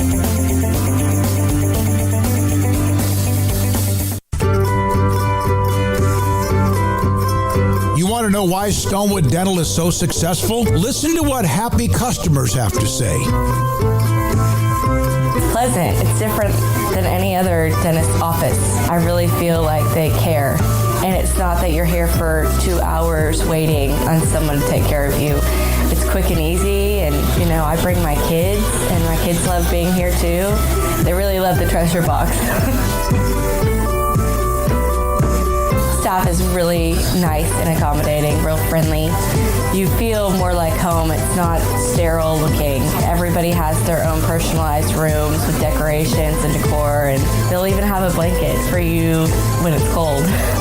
I've recommended people to actually come here, and they are patients now. I really love it here. It feels like family. Learn more, stonewood-dental.com.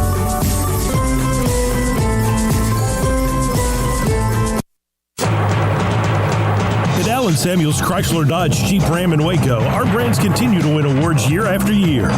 The 2021 Ram brand just received first place in the prestigious J.D. Power Initial Quality. The Dodge brand finished second to Ram, and the 2021 Jeep Gladiator is rated first among all midsize trucks. This month, you can get an early start to the new year with the Start Something New sales event, only at Allen Samuels in Waco. Come by, let's be friends. The year is wrapping up, sports bettors, but BetUS still has your NBA, NHL, college football bowls, UFC, PGA, and of course NFL betting lines up for their 27th year. Live betting on all of it. Log into BetUS.com today. Use our promo codes SICK'em125 for 125% bonus on cash, or SICK'em200 if you use crypto. So use the 3-decade leader, BetUS.com. Use promo code SICK'em125 and SICK'em200. Stepping into a new pair of boots is great, but stepping into the boots of a U.S. Army officer can also add confidence and leadership skills to your son or daughter's career path. There are more than 150 occupational specialties to help them. Lakeshore Drive and 19th Street.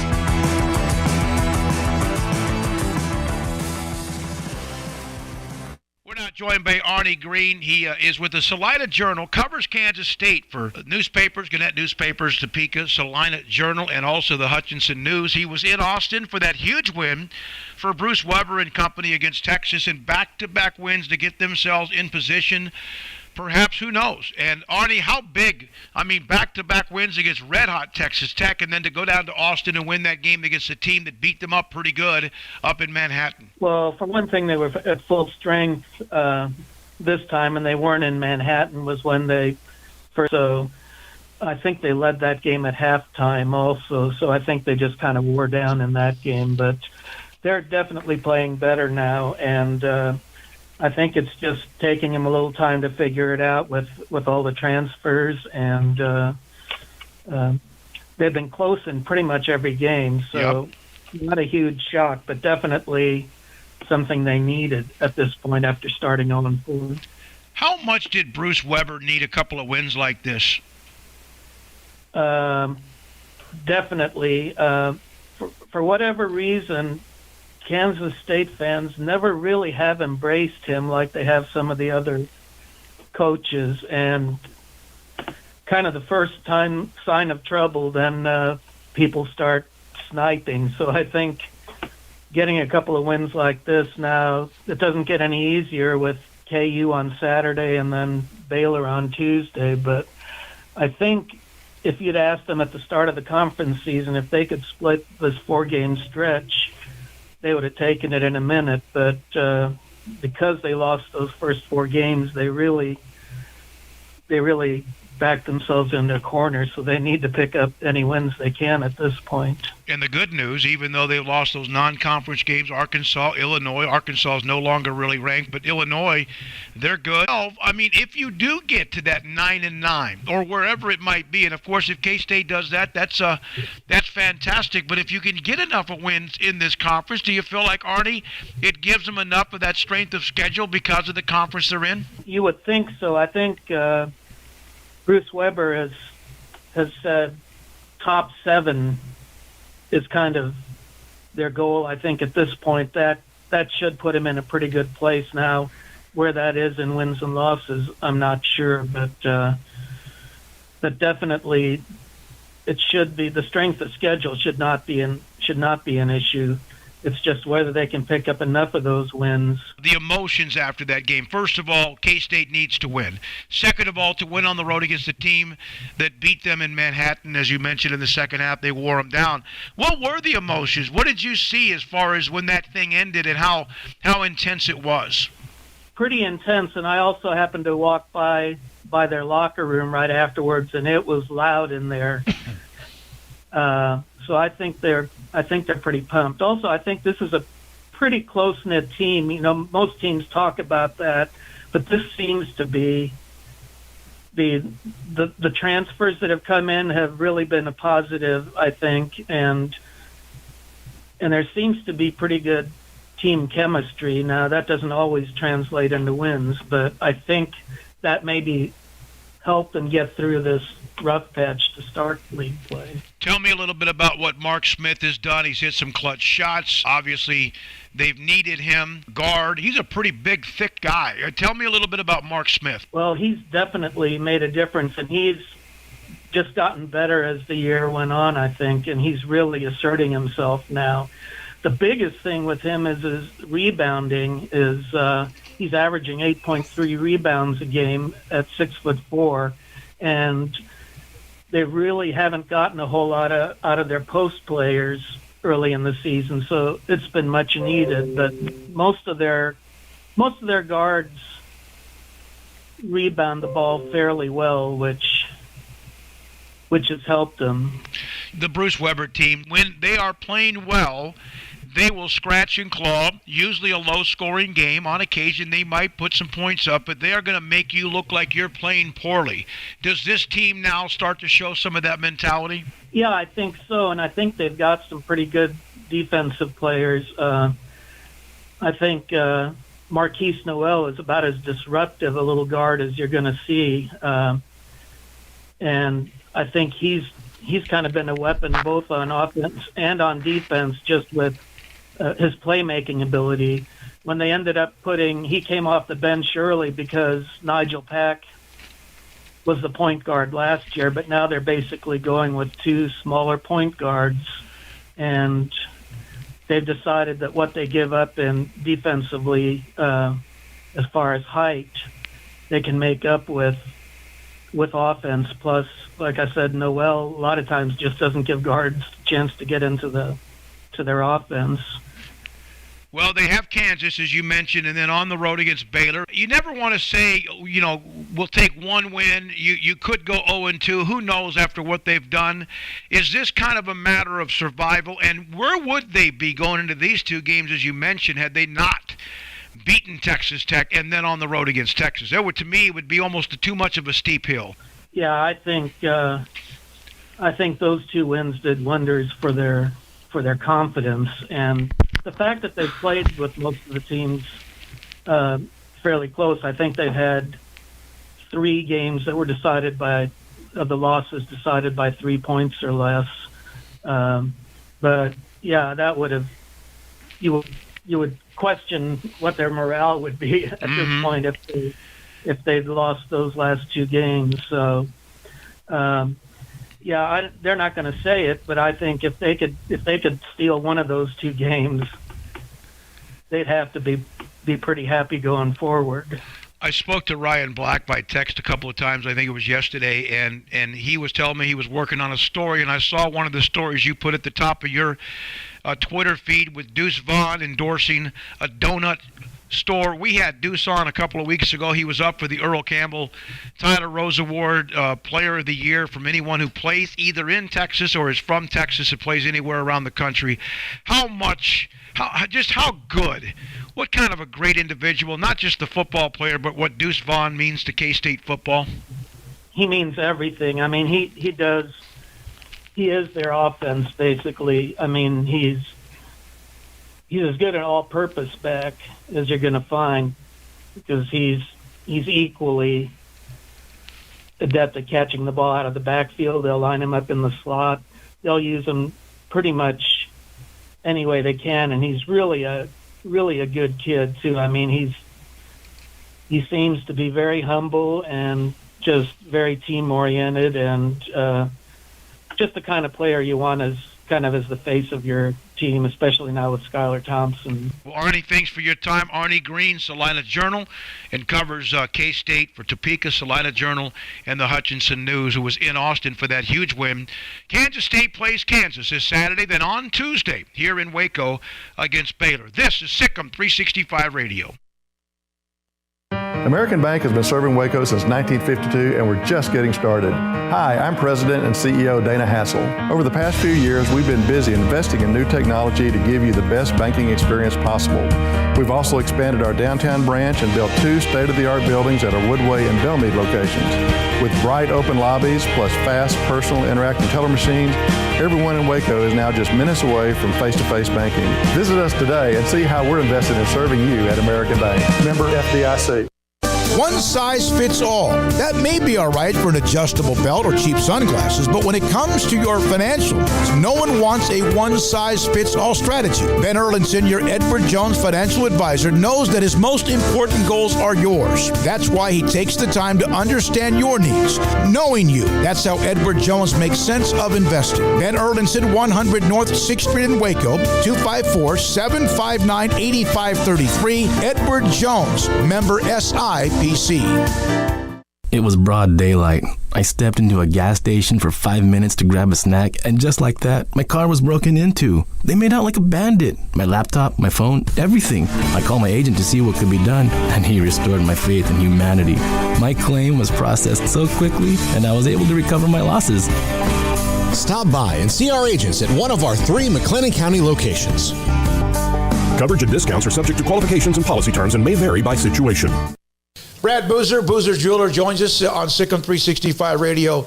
Brad, what makes you different than anyone else, in your opinion, as far as what Boozer's does? The fact that I own the jewelry store, anything I need to do, will do, or can do, I can do it. The buck stops with me, whereas a lot of places you have to go up the corporate command and corporate channel. Well, if you come in and want to make a deal, we sit there and we make the deal. And you can find whatever someone's looking for, correct? Anything is obtainable. I don't care what brand it is, what size it is, how much it costs, large or small. Anything is obtainable, and we can definitely get that in for you to see, look at, or buy. Do you have the opportunity, if people have to pay things off, as far as a layaway program? What about what you have with financing? Absolutely. We have 12-month no interest financing. We have layaway. If you want to pay with Bitcoin, I can take Bitcoin now. So if there's any way you want to pay for it, we can find a way out to make it work. You want to know why they're successful? Brad Boozer, the owner of Boozer's Jewelers on the corner of Valley Mills and Lake Air in Waco.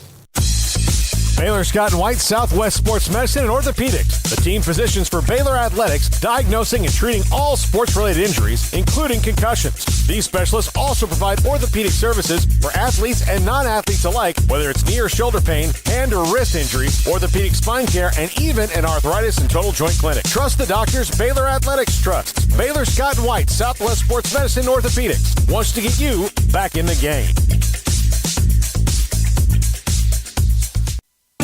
You know what would make this moment better? Pizza. Dough made from scratch and an Italian family sauce recipe pizza. 3 fresh signature cheeses making a melty blanket of perfection pizza. Like loads of premium toppings like crispy Old World pepperoni, savory Italian sausage, and fresh sliced veggies pizza. That's Marco's Pizza. Visit marcos.com and make any moment better. And with 4 locations in Waco, Bellmead, China Spring, Woodway, and soon to open in Robinson. Marco's. Pizza lovers get it.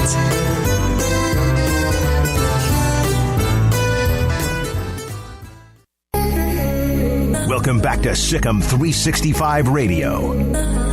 This is Paul Catalina's Top 5 at 5:55, presented by Champion Salon and Barber. To book your appointment, go to championsalonandbarber.com. A little early on the top 5 today because I feel this one probably bears a little more discussion. You think we'll leave before 6? No. God.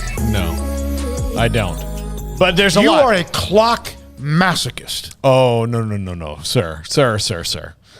See, you doing that, that's a lot of times what, like, politicians do. And they're like, the opposition party. No. The opposition party didn't read this bill. When, like, you... Jagweeds didn't read it either. You're the one. Ask all the producers, some of whom have gone right off their rocker because of your treatment of the clock. We left the studio at 6:09 yesterday. Yes. Okay. No, we ended the show. Yeah. All right, and I'm delaying that. By the way, Kevin Hoffman's wife, Tammy, just whose said, segment is this? Said, best birthday present ever on Kevin Hoffman. Oh, he's not going to be home all the time? Yeah. No. All right. Now let's get to the point. That's his sister. Yeah. Top 5 questions about new NCAA governance. Number 5, and I asked Max Olson this, will there actually be consequences for rule breakers? Like right now, what are the consequences if you break the rules? None. That's going to stop you from breaking the rules. None. Depends on who you are and the timing of it. I mean, Oklahoma State's not some nilly-willy school, and yet their basketball program got hammered for a whole lot of really nothing in the grand scheme of things. And then there's other examples of, I'm sure people will point to Baylor. Why didn't the NCAA do worse? Well, because jurisdiction-wise, they couldn't. They're not the cops. I mean, so that's what that was. But, yeah, I mean – I think no one's scared of the NCAA anymore, basically. And so, will there be consequences? I mean, what can they really do, quite frankly? They couldn't really do much to Baylor because it was out of their jurisdiction again. And, we've seen some of the penalties that levied against some schools, and I don't know how much of a difference it's really made. So, yeah, I'm curious of how much you have to worry about the big bad NCAA, because I don't think a lot of people do right now, and maybe this changes that, their restructure, but I don't think that it will. Some of the schools that have in the past turned others in probably more than anyone else are the ones now who are blatantly using the NIL because they can to bring players on board. Yeah, well, and it's... I mean, will there actually be rules? Like right now, are there rules? I mean, there are, but like... No, there's not. Is it like anything, there's not... Okay, there might be rules. There's not commandments. The NCAA needs commandments where you actually feel guilty about breaking them. Well, yeah, what are the rules now? Like what can you get, the death penalty for, or what can you lose scholarships over, or what can you, get a show cause for? I don't know, because the whole paying players was basically 95% of their penalties, and that's not a big deal now. So, I mean, what would you have to do? Hopefully we don't find out, I guess. Yeah, and it used to be when you called up a booster and said, hey, can you give this guy $10,000, that phone call alone would get you in trouble. Now, if there was something that you are encouraged to do. Yeah, here's the thing. People are doing it blatantly now because they know they can. They're not worried about the NCAA, as you both mentioned. No one's afraid of them, but also because there are no rules. And so you can. And it still blows my mind that what SMU did when it was illegal and they got hit and hammered, and so have many others. Now it's basically, at least it was under the table. Now it's like, here's the cash. Yeah. Number 4, what will be the athlete compensation rules? Because there's going to have to be athlete compensation rules. This is coming. This is the last barrier to break. And I don't know if it was in Ross Dellinger's article or not, but the AD from North Carolina said, look, in 2-3 years, it's not going to be student-athlete university anymore relationships. It'll be employer-employee relationships. And that's how it's going to be. Yeah, I don't know, man. I have no idea on where this goes from here, but I have a hard time believing that many universities out there are going to be able to have full payrolls for student athletes. I don't know how you could do that. As much money as even some of them are bringing in, would you want to do that? I mean, and to what extent are you paying volleyball players? How much in comparison to football play? How does that all get figured out? I'm glad I don't have to be in charge of all that, but yeah, I mean, there's going to be something coming. I mean, there's for every 99 athletes that are happy, there's going to be that one guy that gets told, like, hey, you should file a lawsuit to flip this ruling, because then you could get, and then, eventually the guy probably makes $5 when all is said and done. But yeah, I mean, there's attorneys out there in the waters that are going to keep pushing this whole employer thing in the NCAA. That's not going to go anywhere. Eventually, when they were cheating under the table, whoever school you want to talk to, somebody gets disenchanted and turns somebody in. What's going to happen now when it's blatant, even though it might be legal? Someone's going to have their feelings hurt at some point that they didn't get as much as maybe their teammate, and I wonder what will they blow the whistle. And now, if they blow the whistle, what can they blow it on? Yeah, like for example, let's say it's $10,000 for all three of us, but then you find out I got $25,000. Wouldn't you be pissed? Yeah, a little bit. And then you create stress. The question's going to be is how is it handled inside of a locker room or clubhouse? Yeah. Number 3, gambling sponsors are okay now. I mean, that's one of the things that's kind of come out of this, that the NCAA will start cozying up to gambling sponsors. And look, I'm kind of all for this, except for the fact that they've teetered on the brink of doing this wrong anyway. But money, it's money, because look, you lose enough money in the NCAA over the COVID years, who has money that they're just throwing it around right now? Gambling sponsors. They are just they and also ED pills. Yeah, right. Probably spend more money, and maybe I don't even know if beer spends as much money as before. But yeah, gambling, and part of them spending that much money is they're trying to make sure it's legal in all states. Mm-hmm. So if you, for example, we have BetUS that we sponsor here, but if you're Caesars and you're not legal in all states yet, like right now, they're trying to get the app legal in their gambling app, their sports gambling app, legal in Louisiana. We were there. They had billboards all over the place. They have casinos in Louisiana, but their gambling app is not yet legal in Louisiana. Part of the reason of the big advertising push is so that the electorate, the populace there tells their elected officials, hey, get this done so I can spend my money on it. Yeah. You're not allowed to gamble, but we want to make sure that they give us money so we can earn more revenue. This is just a slight note, but Dak Prescott fined $25,000 for his comments the other day. Not a surprise. Yeah. Not a surprise. That's what happens when you criticize the officials. All right, number 2, how much say will the A5 have? The Autonomy 5. He wasn't criticizing officials. He was complimenting. Well, he was doing both. I know. All right. Number 2, how much say will the A5 have in this? And we know they'll have most of the say, but the other conferences, the group of 5 conferences, how much say do they get to have in the governance rules? Do they just have to kind of go along with the A5s, which is probably what they'll do? But how much say will they have compared to the A5? And is this now where the A5 basically sets the rules? Is it decentralized governance structure? So there's not going to be an NCAA overlording everybody like it has been. So how much does this mean that now the SEC, Big Ten, ACC, Big 12, and Pac-12 make all the rules? We know the answer to that. Well, this is all happening because they don't want to be told by the American Athletic Conference or the MAC that they should have the same rules. So I think they'll have 99% of the say, and maybe on occasion one of these other conferences will be able to put in their 2 cents. But, I think this is all revolving around the A5 to begin with. So better be a damn good idea when they do. Yeah. And well, go ahead. I'm sorry, Craig. I just think that that's the whole reason it's happening.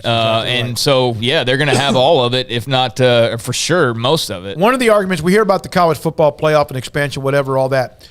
The college basketball playoff, which is incredible. One of the things now that the Power 5 schools are upset about is the fact that all of those other conferences that have basketball teams only are getting an automatic qualifier. Now they're starting to push back on that, where even, let's say, Gonzaga in that conference or Monmouth or others, just name them, Hartford, and they're having a bad year, that they don't want them getting automatic qualifiers. Yeah. They're arguing against it. That's one of the next things that might drop. Yeah. Okay. Yeah. All right now, and what about Division II and Division III? Number 1, what happens to these schools? We don't talk about them all that much. Nobody really does unless you're in their small schools. But what does happen to them? Especially if the A5 decides, listen, we're not going to subsidize as much as we used to anymore. This is decentralized. We don't have to. So figure out your own model, and that's where maybe an NAIA model probably comes in for Division II and Division III. I think that they get 2 or 3, 4%, whatever the number is for Division II, and then maybe 4%. Division IIIs get 3%, and they barely are surviving on that. Yeah. I don't think anything really changes. I think it just stays the same for them. Don't you think there'll be some attrition with some programs, I'm sure there will be, but I don't think anything really changes. What money are they getting to begin with? Not much. They're not getting hardly any of it to start. And that's the whole argument for those schools is the big group's already getting 95% of what comes in. So that's not changing. They're not going to certainly get more. If anything, they'd get less. And so, I don't think anything's changing. And it's already a tiny number. And if it goes down even more, maybe it just eventually leads to where we get another ratifying of the whatever the hell we're talking about here. Yeah. And those schools eventually just say, like, okay, we can't play in this pool anymore. It's too deep for us. And we're going to go play in this other pool we just created with other schools and other swimmers that are like us. I think that's where it's ultimately headed because they're already getting so little to begin with, and now they have even less say. One of the things here is that 4.3% of the money, the NCAA of revenue, goes to Division II institutions. Now, that 4.3% is whatever that chunk is, then it's distributed among all Division II schools who are in athletics, whatever, I don't know what sports, and then right below that, Division III gets like just under 4%. And again, if they get that little now, expect that much less going forward. Well, how many athletic scholarships do they have? No, Division III has none. Division II doesn't really have any. So, I mean, that nothing changes with that. You're not signing big NIL deals or big scholarship classes or anything like that. So I think it's just kind of business as usual, and you just worry if you're Division II and Division III if that body of water between you and the big boys is just turning into an ocean rather than being a pond like it was, or a lake. But now it's like the gap. It's like being on the coast of California trying to stare at Russia or something like that. Yeah, that's good. It's a good analogy, no question. All right, Paul. Thank you very much. Armstrong Sims, thank you. I will send you more emails for you not to read tomorrow for us to have on the show. Dr. Linda Livingstone of Baylor, who was at the NCAA convention. Mac Rhodes was there. ADs, presidents, etc. were all there. She'll be on with us tomorrow. And a couple of more schools that have done well in the transfer portal will have that. Grayson Grundhafer will join us tomorrow, among some others. Paul Catalina, Craig Smoak, Armstrong Sims. I'm David Smoak. Thank you to all of our amazing sponsors, some of the graphics and logos behind us, images, and so many more, the backbone of what we've done from the beginning, April 6, 2020. And you for watching and listening. Thank you for the chat room, texts. Good night, Sikkim 365 Radio and 365 Sports.